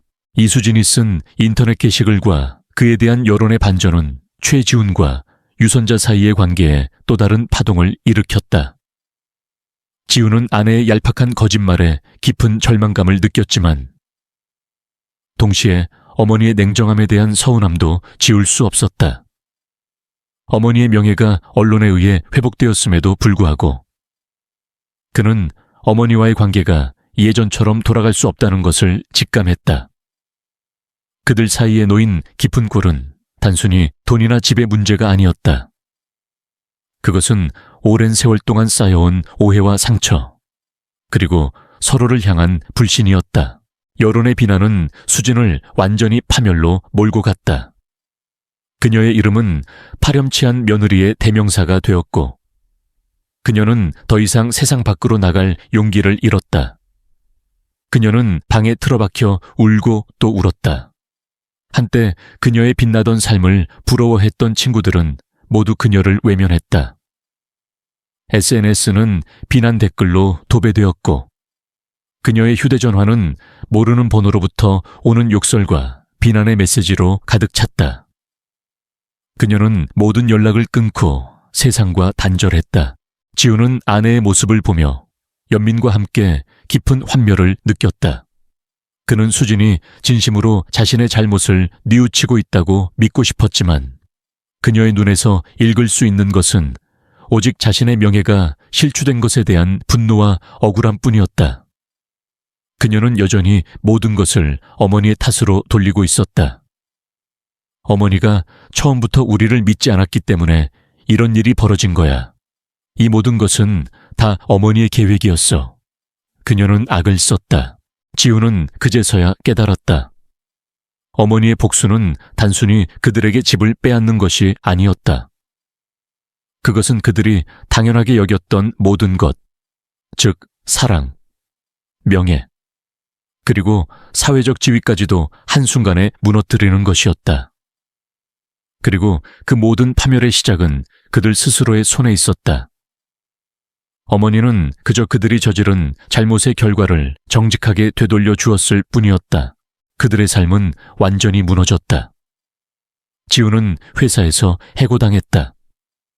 상사는 도덕적으로 문제가 있는 직원을 계속 고용할 수 없다고 통보했다. 그가 아무리 억울함을 호소해도 소용없었다. 그의 명예는 이미 언론에 의해 땅에 떨어졌다. 한때 유능한 인재로 인정받았던 그는 이제 배은망덕한 아들이자 무능한 남편으로 낙인 찍혔다. 돈은 바닥을 드러냈고 그들은 여인숙 방세조차 내기 힘들어졌다. 수지는 밥도 제대로 먹지 않고 매일 술에 의존하며 밤을 지새웠다. 그녀의 아름다웠던 얼굴은 초췌하게 변했고 눈은 깊이 패였다. 지우는 그녀의 모습을 보며 가슴이 미어졌다. 그는 아내를 위로하고 싶었지만 그녀는 이미 그의 말을 들으려 하지 않았다. 당신 어머니에게 가서 빌어. 우리가 잘못했다고. 한 번만 용서해달라고 애원하란 말이야.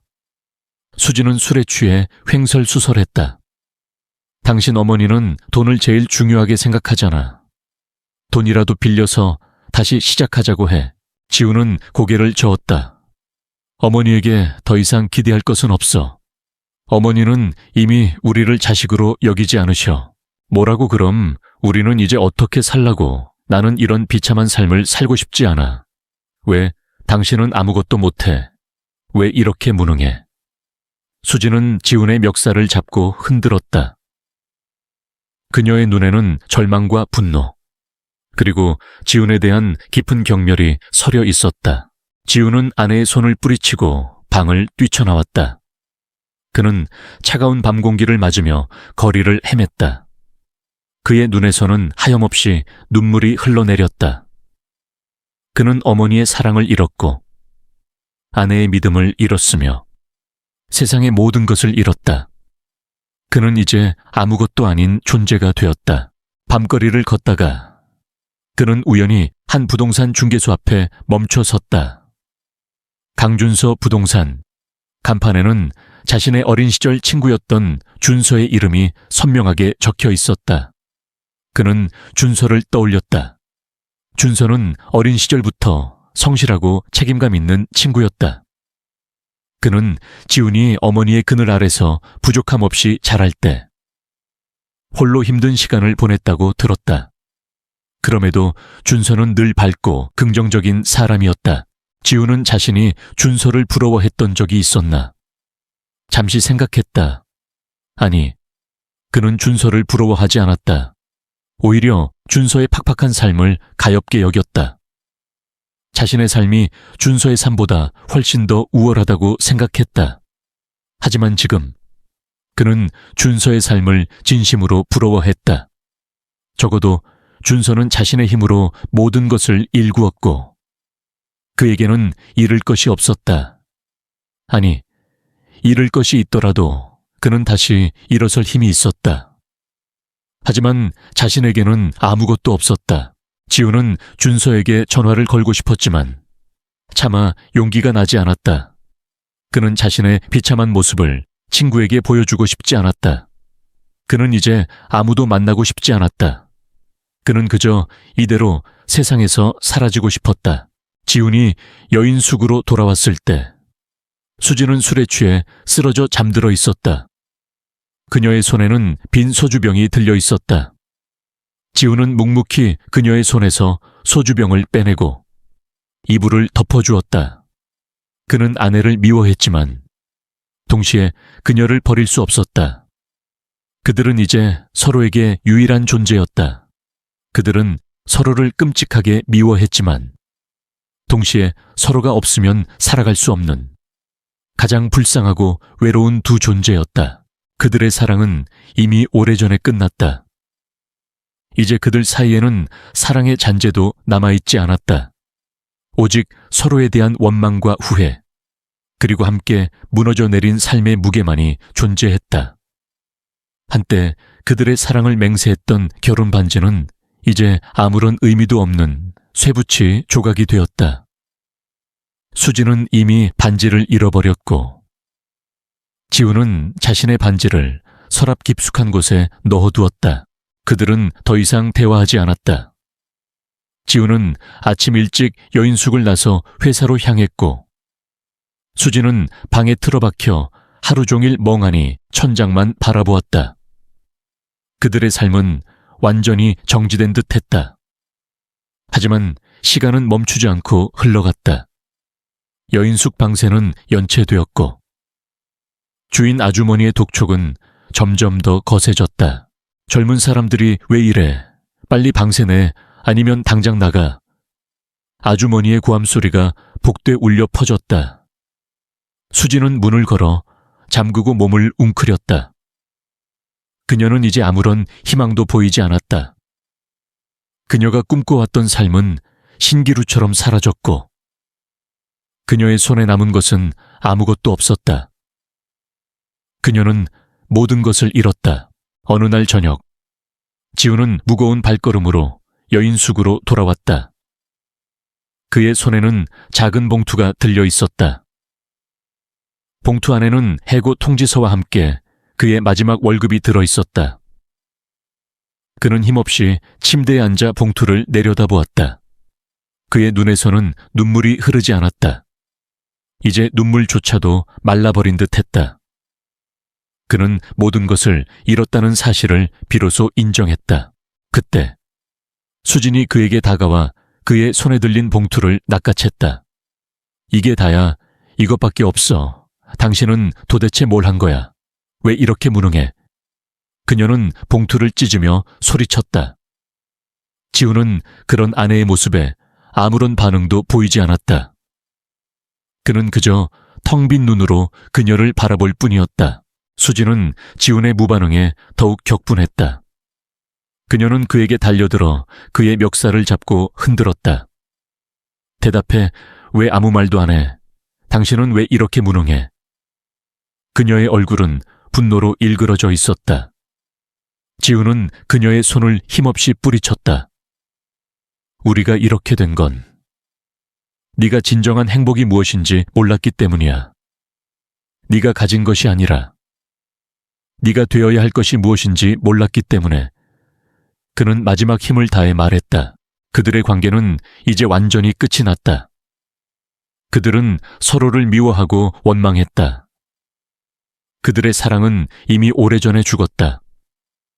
그들은 이제 서로에게 가장 끔찍한 지옥이었다. 그리고 그 지옥에서 그들은 홀로, 그리고 함께 고통받고 있었다. 최지훈과 이수진의 관계는 돌이킬 수 없는 파국으로 치달았다. 그들은 더 이상 대화하지 않았다. 좁은 모텔방에서 그들은 각자의 고통 속으로 침잠했다. 지훈은 아침 일찍 방을 나서 인력사무소로 향했다. 그는 이제 대기업에 다니던 유능한 사원이 아니었다. 막노동이라도 해서 하루 벌어 하루 먹고 살아야 하는 처지가 되었다. 익숙하지 않은 육체 노동은 그의 몸을 짓눌렀지만 그는 묵묵히 삽과 곡괭이를 들었다. 육체의 고통은 오히려 그의 마음속 고통을 잠시나마 잊게 해주는 유일한 탈출구였다. 그는 흙과 시멘트 먼지로 뒤덮인 자신의 손을 보며 씁쓸하게 웃었다. 이 손은 한때 화려한 서류를 만지고 고급 커피잔을 들고 있었다. 이제는 거칠고 투박하게 변해버린 손을 보며 그는 자신의 과거가 얼마나 허무했는지 되새겼다. 수진은 방에 틀어박혀 지냈다. 그녀는 세상 밖으로 나갈 용기가 없었다.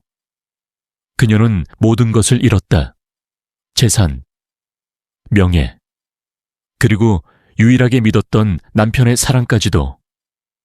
그녀가 유일하게 할 수 있는 일은 술을 마시고 잠을 자는 것뿐이었다. 그녀는 술에 취해 멍하니 천장만 바라보았다. 그곳에는 그녀가 한때 살았던 화려한 아파트의 샹들리에가 희미하게 보였다. 하지만 그것은 이제 그녀에게 닿을 수 없는 신기루였다. 그녀는 자신의 인생이 왜 이렇게 되었는지 끊임없이 자문했다. 그러나 그녀의 결론은 늘 같았다. 이 모든 것은 다 시어머니 때문이야. 그 노인이 처음부터 우리를 믿지 않았어. 그녀는 자신의 잘못을 인정하기보다 모든 책임을 유선자에게 돌렸다. 그것만이 그녀의 무너진 자존심을 지킬 수 있는 유일한 방법이었다. 그녀는 자신의 비참한 삶을 보며 유선자를 저주하고 또 저주했다. 악마 같은 노인네, 당신도 똑같이 불행해질 거야. 어느 날 지훈이 늦은 밤 인력소에서 돌아왔을 때 수진은 술에 취해 거실 바닥에 쓰러져 있었다. 그녀의 옆에는 빈 소주병이 나뒹굴고 있었다. 지훈은 그녀의 모습을 보며 한숨을 쉬었다. 그는 그녀를 일으켜 침대에 눕혔다. 수진은 헛소리를 중얼거리며 몸을 뒤척였다. 엄마, 나 힘들어. 살고 싶지 않아. 그녀의 목소리는 아이처럼 가늘고 떨렸다. 지우는 그녀의 이마에 맺힌 식은땀을 닦아주었다. 그는 그녀를 미워했지만 동시에 그녀가 불쌍했다. 그들의 관계는 이미 끝났지만 그들은 서로에게 묶인 채 벗어날 수 없었다. 지우는 씁쓸하게 웃었다. 그는 자신이 이 모든 불행의 시작이었다는 것을 알았다. 어머니의 사랑을 당연하게 여기고 아내의 거짓말에 눈 감았던 자신의 나약함과 어리석음이 그들을 이 지옥으로 몰아넣었다. 그는 어머니에게 용서를 구하고 싶었다. 하지만 이미 너무 늦었다. 어머니는 그를 용서하지 않을 것이고 그는 어머니의 앞에 설 자격도 없었다. 시간이 흐르면서 그들은 모텔방마저 비워줘야 하는 상황에 놓였다. 지우는 인력소에서 번 돈으로 간신히 생활비를 충당했지만 방세는 계속해서 밀렸다. 모텔 주인은 더 이상 참지 못하고 그들을 내쫓으려 했다. 그들은 이제 갈 곳이 없었다. 그들의 손에 남은 것은 낡은 캐리어 2개와 몇 벌의 옷가지뿐이었다. 지우는 마지막 희망을 걸고 어머니에게 전화를 걸었다. 그의 손은 떨렸고 심장은 격렬하게 요동쳤다. 하지만 전화는 연결되지 않았다. 몇 번을 걸어도 계속해서 통화 중이라는 메시지만 들려왔다. 그는 어머니가 자신을 차단했다는 것을 직감했다. 그는 마지막 남은 희망마저 산산조각 나는 것을 느꼈다. 그는 이제 완전히 혼자가 되었다. 지우는 무작정 어머니의 집으로 찾아갔다. 그의 마음은 비참함과 절망으로 가득했다. 그는 문 앞에서 한참을 망설였다. 초인종을 눌러야 할까? 아니면 이대로 돌아가야 할까? 그의 발걸음은 꼼짝도 하지 않았다.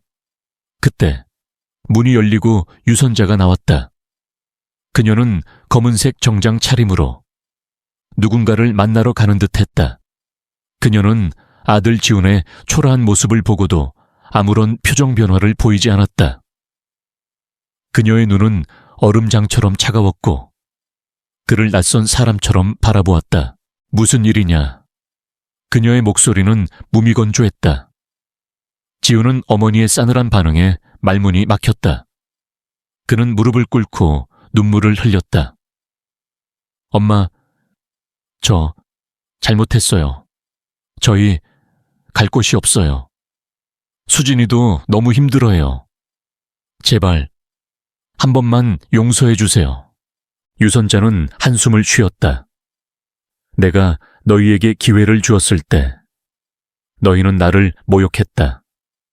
너희의 선택은 이미 끝났다. 이제 와서 내게 기대할 것은 아무것도 없다. 너희는 스스로 너희의 삶을 망쳤다. 그녀의 목소리는 단호했다. 지우는 어머니의 얼굴에서 어떤 연민의 기색도 찾아볼 수 없었다. 그녀는 이미 그를 자식으로 여기지 않는 것 같았다. 그래도 엄마, 저는 엄마 아들이잖아요. 지훈이 울먹였다. 유선자는 고개를 저었다. 내 아들은 이제 없다.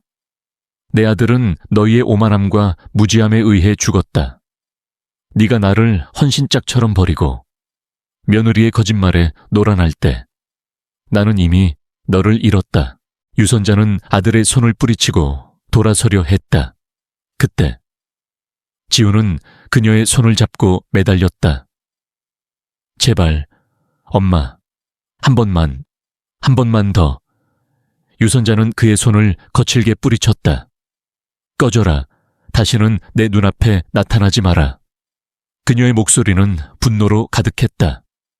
그녀는 아들을 잔인하게 내쫓았다. 지우는 바닥에 쓰러져 그녀의 뒷모습을 바라보았다. 그녀의 검은색 정장은 마치 상복처럼 보였다. 그녀는 아들을 잃은 상처를 애도하고 있었다. 지우는 엉망이 된 몸을 이끌고 모텔방으로 돌아왔다. 수진은 그를 기다리고 있었다. 그녀의 눈에는 희미한 희망이 서려 있었다. 어떻게 됐어? 어머니가 뭐라고 하셨어? 수진이 다급하게 물었다. 지우는 그녀의 눈을 피했다. 그는 아무 말도 하지 않았다. 그의 침묵은 가장 잔인한 대답이었다. 수진은 그의 침묵 속에서 모든 것을 읽었다. 그녀의 얼굴은 하얗게 질렸고 그녀의 눈에서는 눈물이 흘러내렸다. 그럴 리 없어. 어머니가 어떻게 우리에게 이럴 수 있어. 그 노인네가 정말. 그녀는 울음을 터뜨렸다. 지우는 그런 아내의 모습을 보며 가슴이 아팠지만 그녀를 위로할 힘이 없었다. 그는 그녀의 곁에 앉아 멍하니 천장만 바라보았다. 그들의 삶은 완전히 정지된 듯했다. 그날 밤 지훈과 수진은 아무 말 없이 잠들었다. 다음 날 아침 지훈은 먼저 일어났다. 그는 수진의 얼굴을 바라보았다. 그녀는 평화롭게 잠들어 있었다. 지훈은 조용히 일어나 낡은 캐리어에서 옷가지를 꺼냈다. 그는 몇 벌의 옷과 지갑을 챙겼다. 그는 묵묵히 방을 나섰다. 삐걱거리는 문소리가 좁은 모텔방에 울려 퍼졌다. 지훈은 홀로 밤거리를 걸었다. 그는 이제 어디로 가야 할지 몰랐다. 그는 아무런 목적지도 없었다. 그의 발걸음은 힘없이 거리로 향했다. 그는 자신이 왜 이렇게 되었는지 끊임없이 자문했다.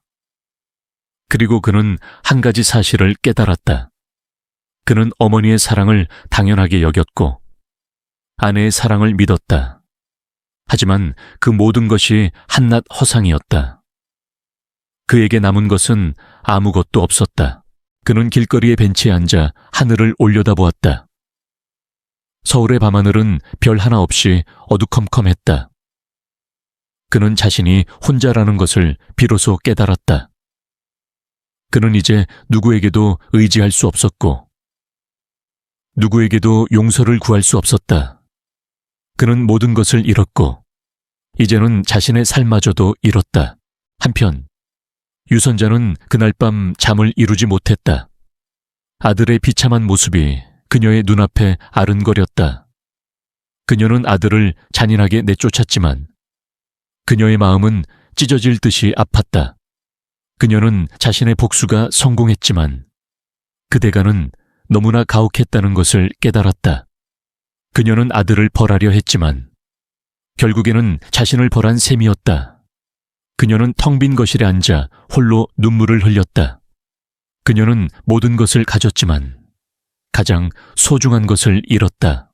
그녀는 아들의 비참한 모습을 보고도 외면했다. 그녀의 마음은 갈기갈기 찢어졌지만 그녀는 자신의 결정을 후회하지 않았다. 그녀는 아들이 스스로 깨닫기를 바랐다. 돈과 명예가 전부가 아니라는 것을, 그리고 진정한 사랑과 행복은 돈으로 살 수 없다는 것을. 하지만 그녀의 바람은 헛된 것이었다. 아들은 이미 너무 늦게 깨달았다. 유선자는 텅 빈 집에서 홀로 앉아 눈물을 흘렸다. 그녀의 손에는 아들의 어린 시절 사진이 들려 있었다. 사진 속의 아들은 해맑게 웃고 있었다. 그녀는 그 사진을 가슴에 품고 하염없이 울었다. 그녀는 아들의 웃는 얼굴을 보며 자신이 얼마나 큰 것을 잃었는지 비로소 깨달았다. 그녀의 복수는 성공했지만 그녀의 마음은 공허했다. 그녀는 모든 것을 얻었지만 가장 중요한 것을 잃었다. 최지우는 잠적했다. 아침에 눈을 떴을 때 이수진은 옆자리가 텅 비어 있는 것을 확인하고 절망에 빠졌다. 그는 그녀를 버리고 떠난 것이었다. 그녀의 귓게는 전날 밤 지훈이 했던 말이 맴돌았다. 네가 진정한 행복이 무엇인지 몰랐기 때문에 이런 일이 벌어진 거야. 네가 가진 것이 아니라 네가 되어야 할 것이 무엇인지 몰랐기 때문에. 그녀는 그 말이 자신에게 던지는 마지막 경고였음을 이제야 깨달았다. 그녀는 그를 미워했지만 동시에 그가 없는 삶은 더 이상 상상할 수 없었다. 그녀는 그를 쫓아가고 싶었지만 어디로 가야 할지 몰랐다. 그녀는 이제 완전히 혼자가 되었다. 수지는 모텔방에 홀로 남아 두려움에 떨었다. 며칠 후 밀린 방세 때문에 결국 그곳에서도 쫓겨났다. 그녀는 낡은 캐리어 하나를 끌고 밤거리를 헤맸다. 강남의 화려한 불빛은 그녀에게 비웃음을 보내는 듯했다. 그녀는 그 화려한 불빛 아래서 한때 자신이 얼마나 행복했는지 떠올렸다. 하지만 그것은 모두 허상이었다. 그녀의 행복은 돈이라는 얇은 유리 위에 놓여 있었고 그 유리는 산산조각 났다. 그녀는 갈 곳이 없었다. 친구들에게는 이미 모든 연락을 끊었다. 친정으로 돌아갈 수도 없었다.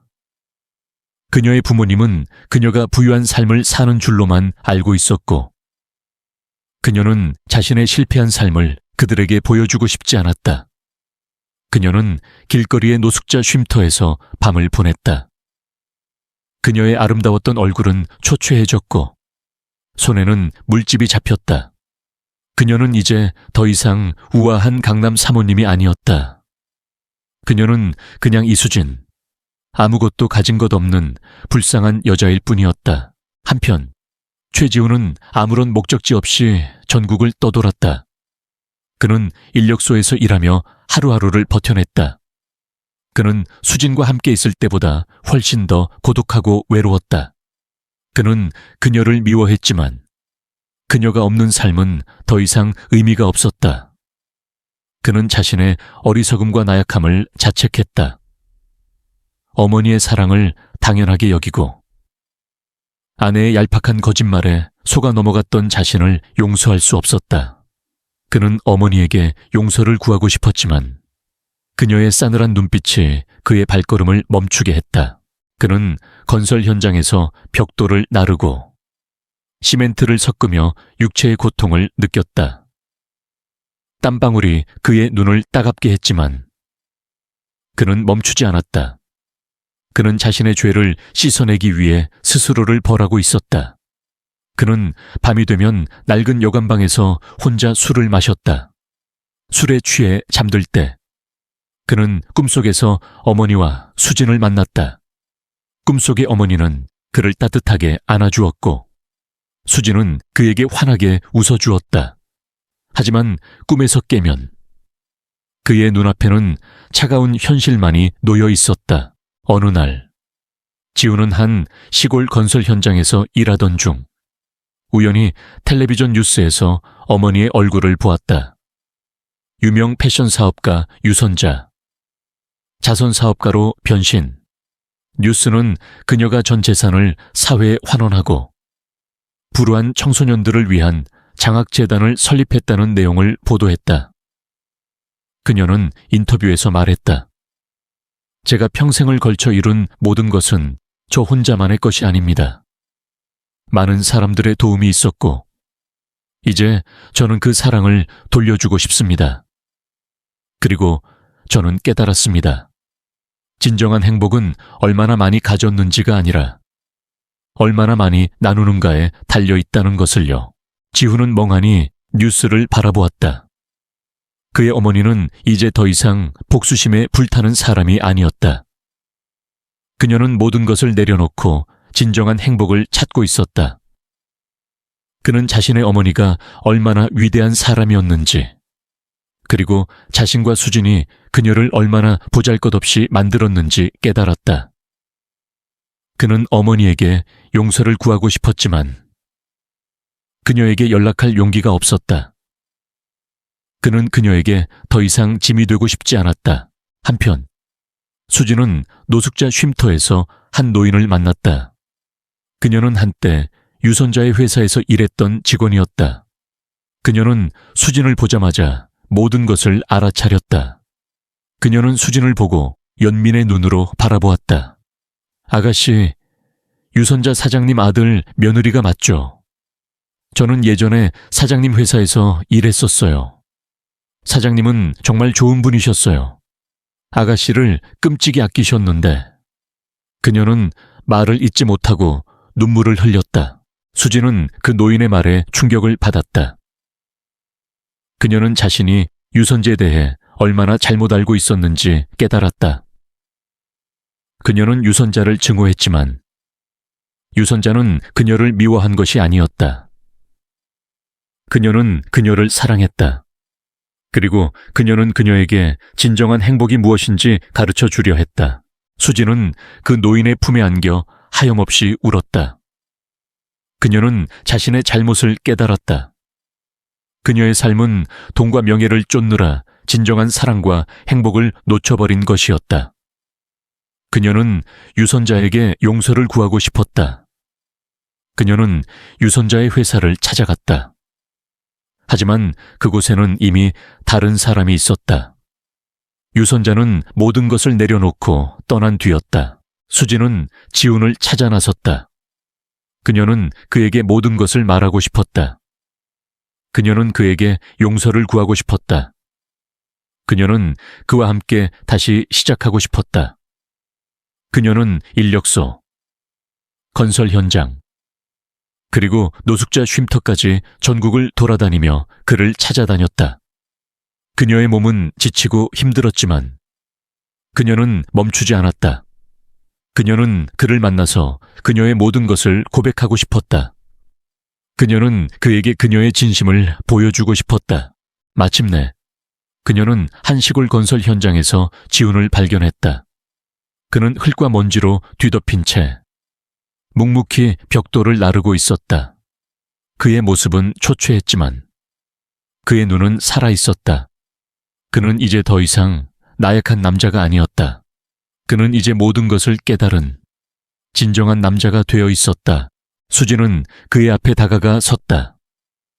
지훈은 그녀의 모습을 보고 놀랐다. 그녀의 얼굴은 초췌했지만 그녀의 눈은 살아있었다. 그녀는 이제 더 이상 허영심에 가득 찬 여자가 아니었다. 그녀는 모든 것을 내려놓고 진정한 사랑을 찾고 있는 여자였다. 지훈아. 수진이 떨리는 목소리로 그를 불렀다. 지훈은 아무 말 없이 그녀를 바라보았다. 수진은 눈물을 흘리며 그에게 무릎을 꿇었다. 지훈아, 내가 잘못했어. 내가 어리석었어. 모든 것이 내 잘못이야. 어머니를 미워했고, 당신을 원망했고, 나의 욕심 때문에 우리의 모든 것을 망쳤어.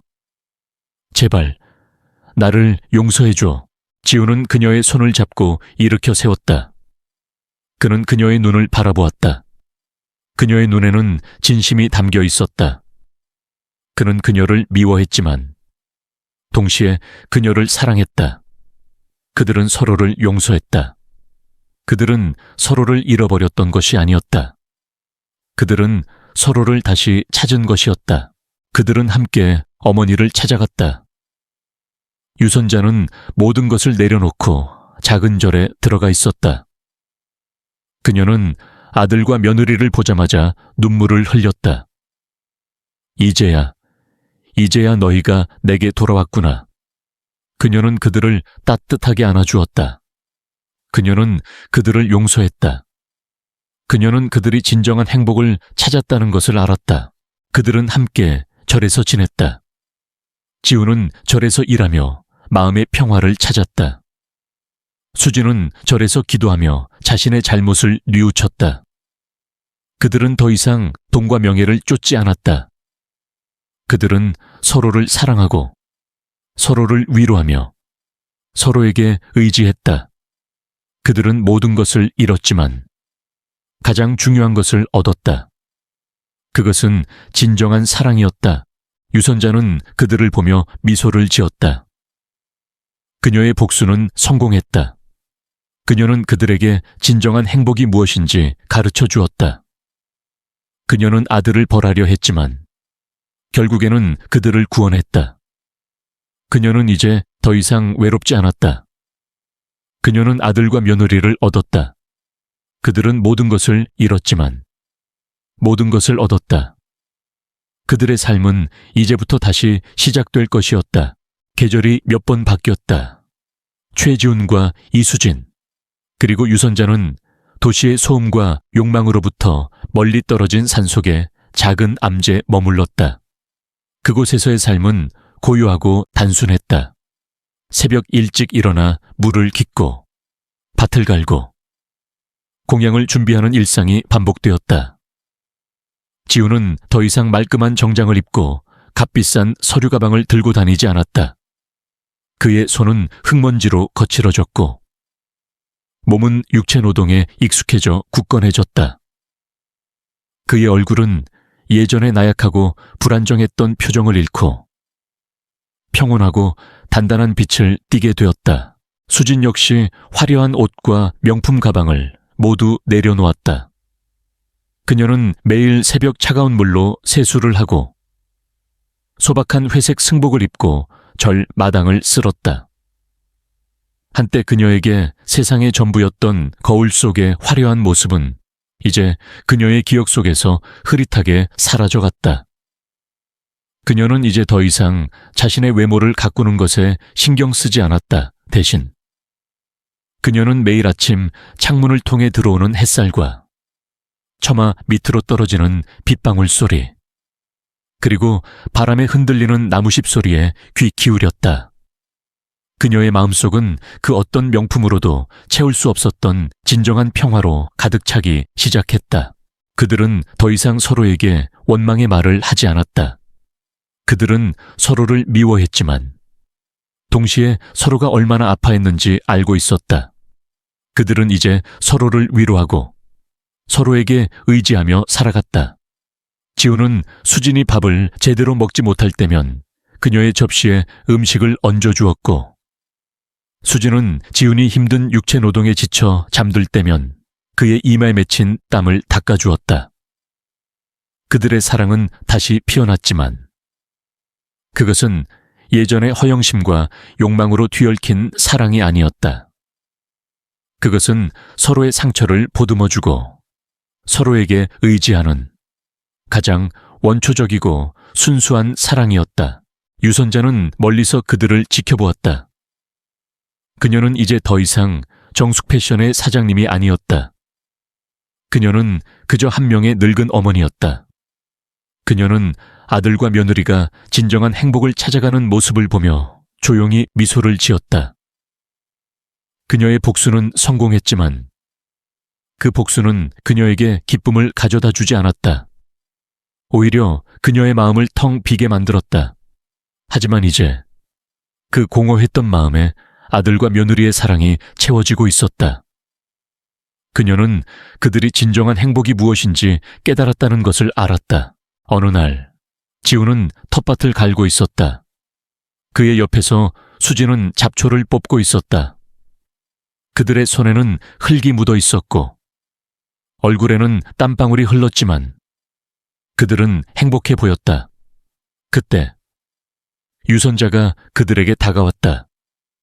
그녀는 따뜻한 차가 담긴 주전자를 들고 있었다. 얘들아, 잠시 쉬었다 하렴. 그녀는 그들에게 차를 따라주었다. 차의 향기는 은은했고 그들의 마음을 따뜻하게 만들었다. 세 사람은 아무 말 없이 차를 마셨다. 고요한 침묵 속에서 그들은 서로의 존재를 느꼈다. 지우는 어머니의 얼굴을 쳐다보았다. 그녀의 얼굴에는 깊은 주름이 패여 있었지만 그녀의 눈은 따뜻했다. 그는 자신이 어머니에게 얼마나 큰 상처를 주었는지 비로소 깨달았다. 그는 고개를 숙이고 눈물을 흘렸다. 엄마, 제가 잘못했습니다. 저의 어리석음 때문에 엄마의 사랑을 당연하게 여겼습니다. 정말 죄송합니다. 유선자는 아들의 손을 잡았다. 그녀의 손은 따뜻하고 부드러웠다. 아들아, 괜찮다. 나는 이미 너를 용서했다. 나는 너희가 진정한 행복을 찾기를 바랐다. 그것이 내가 너에게 줄 수 있는 가장 큰 교훈이었다. 그녀는 말을 잇지 못하고 눈물을 흘렸다. 그녀는 아들을 잃었지만 이제야 그를 되찾았다. 그녀의 마음속에 쌓여있던 모든 응어리가 눈물과 함께 씻겨 내려가는 듯 했다. 수진은 그런 두 사람의 모습을 보며 눈물을 흘렸다. 그녀는 유선자에게 다가가 그녀의 손을 잡았다. 어머니, 제가 잘못했습니다. 저의 오만함과 이기심 때문에 어머니의 마음을 아프게 했습니다. 저를 용서해 주세요. 그녀는 진심으로 사죄했다. 그녀는 이제 더 이상 자신의 자존심을 지키려 하지 않았다. 그녀는 자신의 잘못을 인정하고 용서를 구하는 것이 진정한 용기라는 것을 깨달았다. 유선자는 수진의 손을 잡고 따뜻하게 안아주었다. 괜찮다. 괜찮다. 나는 이미 너를 용서했다. 이제 너희는 내게 가장 소중한 보물이다.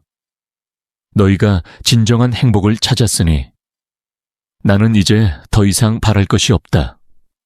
그녀는 진심으로 말했다. 그녀는 이제 더 이상 복수의 여왕이 아니었다. 그녀는 그저 아들과 며느리를 사랑하는 평범한 어머니였다. 그들은 그날 밤 함께 저녁 식사를 했다. 소박한 산채 비빔밥이었지만 그들에게는 세상에서 가장 맛있는 음식이었다. 그들은 서로에게 밥을 덜어주었고 서로의 얼굴을 바라보며 미소를 지었다.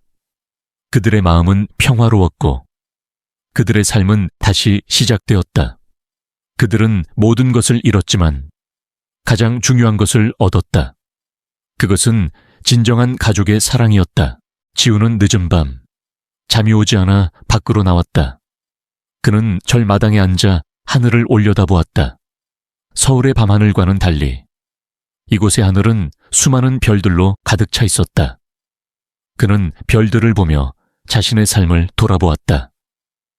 한때 그는 돈과 명예를 쫓으며 허황된 삶을 살았다. 하지만 이제 그는 모든 것을 버리고 진정한 행복을 찾았다.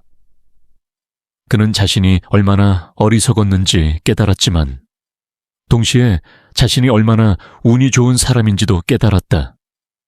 그는 어머니의 사랑을 다시 찾았고 아내의 진심을 다시 얻었다.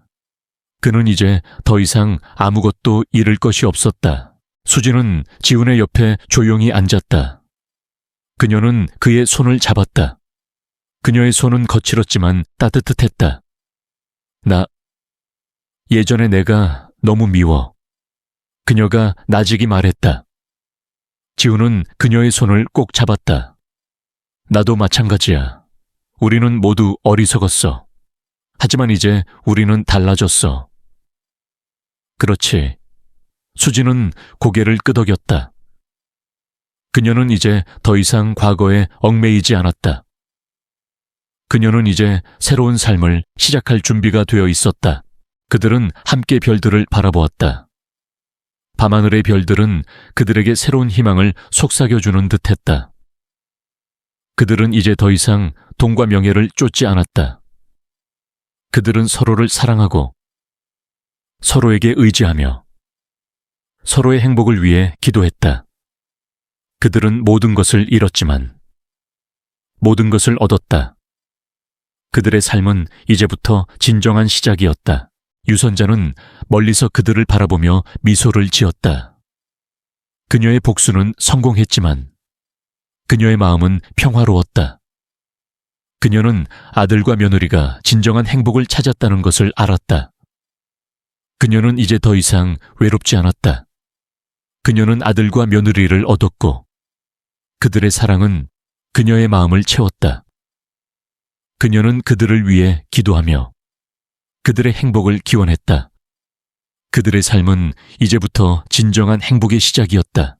유선자, 최지훈, 그리고 이수진의 새로운 삶은 한겨울의 눈처럼 고요하고 투명했다.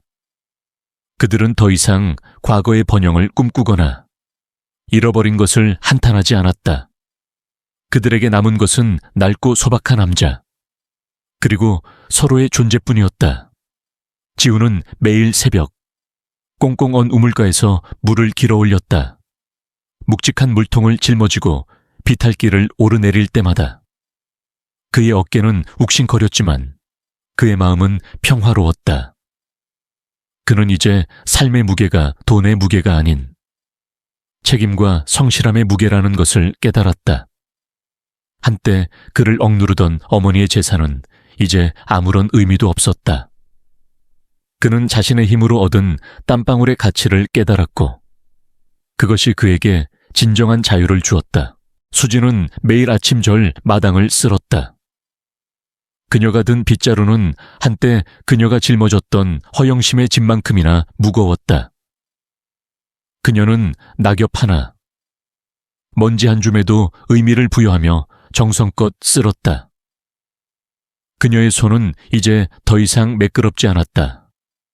굳은 살이 박히고 거칠어졌지만 그녀는 그 손을 사랑했다.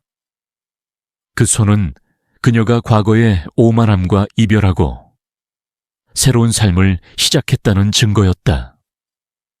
그녀는 더 이상 거울을 보며 자신의 아름다움에 취하지 않았다. 그녀는 자신의 영혼이 얼마나 아름다운지에 대해 생각했다. 유선자는 텃밭에서 야채를 가꾸었다. 그녀의 주름진 손은 흙을 어루만졌다. 그녀의 눈은 과거의 냉혹하고 차가운 빛을 잃고 따뜻한 연민으로 가득 차 있었다. 그녀는 아들과 며느리가 진정한 행복을 찾아가는 모습을 보며 조용히 미소를 지었다. 그녀의 복수는 성공했지만 그 복수는 그녀에게 승리의 기쁨을 가져다 주지 않았다. 오히려 그녀의 마음을 텅 비게 만들었다. 하지만 이제 그 공허했던 마음에 아들과 며느리의 진정한 사랑이 채워지고 있었다. 그녀는 아들과 며느리를 용서했고 그들도 그녀를 용서했다. 그들은 서로를 잃어버렸던 것이 아니었다. 그들은 서로를 다시 찾은 것이었다. 어느 날 저녁, 세 사람은 함께 마당에 앉아 별들을 바라보았다. 밤하늘은 도시의 불빛에 가려져 있던 수많은 별들로 가득 차 있었다. 그들은 아무 말도 하지 않았지만 그들의 마음은 서로에게 연결되어 있었다. 그들의 눈에는 눈물이 고였다. 그것은 슬픔의 눈물이 아니었다. 그것은 과거의 고통을 딛고 일어선 것에 대한 감사와 서로에게 다시 돌아온 것에 대한 안도의 눈물이었다. 수진이 먼저 입을 열었다. 어머니, 제가 그때 조금만 더 현명했더라면. 그녀의 목소리는 떨렸다. 유선자는 그녀의 손을 잡았다. 괜찮다.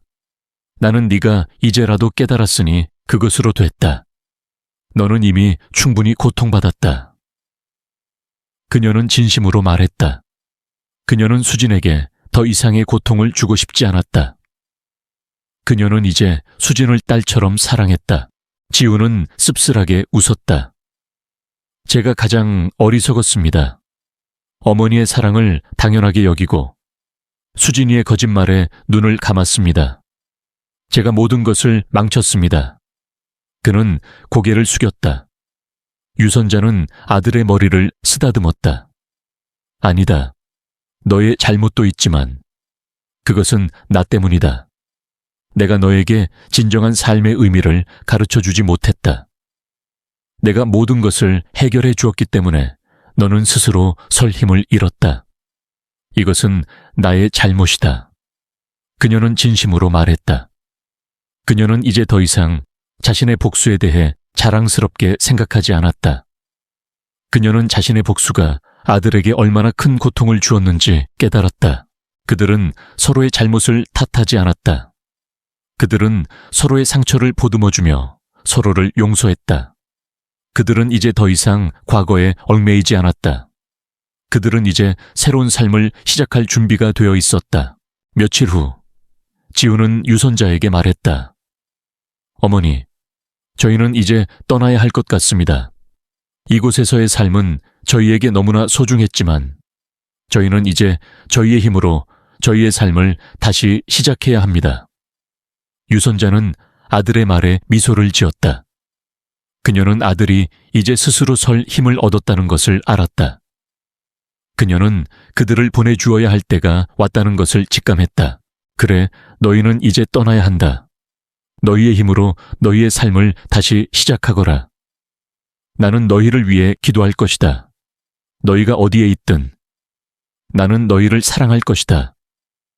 유선자의 목소리는 떨렸다. 그녀는 아들과 며느리를 잃을까 두려웠지만 동시에 그들이 새로운 삶을 시작하는 것을 보고 싶었다. 지훈과 수지는 유선자에게 마지막 인사를 했다. 그들은 그녀에게 무릎을 꿇고 절을 했다. 그들의 눈에는 눈물이 가득했다. 어머니, 저희를 용서해 주셔서 감사합니다. 저희를 다시 받아주셔서 감사합니다. 저희를 이렇게 만들어 주셔서 감사합니다. 그들의 목소리는 진심으로 가득했다. 유선자는 그들을 따뜻하게 안아주었다. 그녀는 그들에게 마지막으로 말했다. 너희는 이제 텅 빈 항아리다. 이제부터 그 항아리를 너희의 사랑과 희생으로 채워라. 그러면 그 항아리는 세상에서 가장 아름다운 보물이 될 것이다. 지훈과 수지는 다시 도시로 돌아왔다. 그들의 손에는 낡은 캐리어 2개와 그들의 사랑이 담긴 작은 항아리 하나뿐이었다. 그들은 이제 더 이상 돈과 명예를 쫓지 않았다. 그들은 서로를 사랑하고 서로에게 의지하며 서로의 행복을 위해 기도했다. 지훈은 작은 공장에서 일자리를 얻었고 수지는 식당에서 설거지를 하며 돈을 벌었다. 그들의 삶은 고달팠지만 그들은 행복했다. 그들은 이제 서로에게 가장 소중한 존재였다. 그들은 모든 것을 잃었지만 모든 것을 얻었다. 그들은 작은 원룸에서 새로운 보금자리를 꾸렸다. 넓은 거실도 화려한 가구도 없었지만 그들의 마음은 평화로웠다. 그들은 매일 저녁 함께 식사를 하고 서로의 하루를 이야기하며 웃었다. 그들의 사랑은 이제 돈과 명예로 포장되지 않았다. 그것은 흙과 땀으로 만들어진 진정한 사랑이었다. 어느 날 지훈과 수지는 유선자를 찾아갔다. 그들의 손에는 그들이 직접 만든 소박한 도시락이 들려 있었다. 유선자는 그들을 보고 반가워하며 미소를 지었다. 그녀는 그들이 진정한 행복을 찾았다는 것을 알았다. 그들은 함께 도시락을 나누어 먹었다. 소박한 도시락이었지만 그들에게는 세상에서 가장 맛있는 음식이었다. 그들은 서로의 눈을 바라보며 미소를 지었다. 그들의 눈에는 이제 어떤 원망도, 어떤 미움도 남아있지 않았다. 오직 사랑과 평화만이 가득했다. 그들은 이제 더 이상 과거를 후회하지 않았다. 그들은 이제 더 이상 미래를 두려워하지 않았다. 그들은 이제 현재를 살고 있었다. 그들은 모든 것을 잃었지만 가장 중요한 것을 얻었다. 그것은 진정한 행복이었다. 유선자는 텅 빈 거실에 앉아 아들과 며느리의 사진을 바라보았다. 그녀의 손에는 그녀가 그들에게 주었던 근저당권 서류가 들려 있었다. 그녀는 그 서류를 불태웠다. 서류는 한 줌의 재가 되어 공중으로 흩어졌다. 그녀의 복수는 이제 완전히 끝이 났다. 그녀는 모든 것을 잃었지만 가장 중요한 것을 얻었다. 그녀는 아들과 며느리를 얻었고 그들의 사랑은 그녀의 마음을 채웠다. 그녀는 이제 더 이상 외롭지 않았다. 그녀는 아들과 며느리를 위해 기도하며 그들의 행복을 기원했다. 그들의 삶은 이제부터 다시 시작될 것이었다. 모든 것을 잃고 나서야 진정한 행복을 찾은 그들의 이야기는 이제 끝이 났다.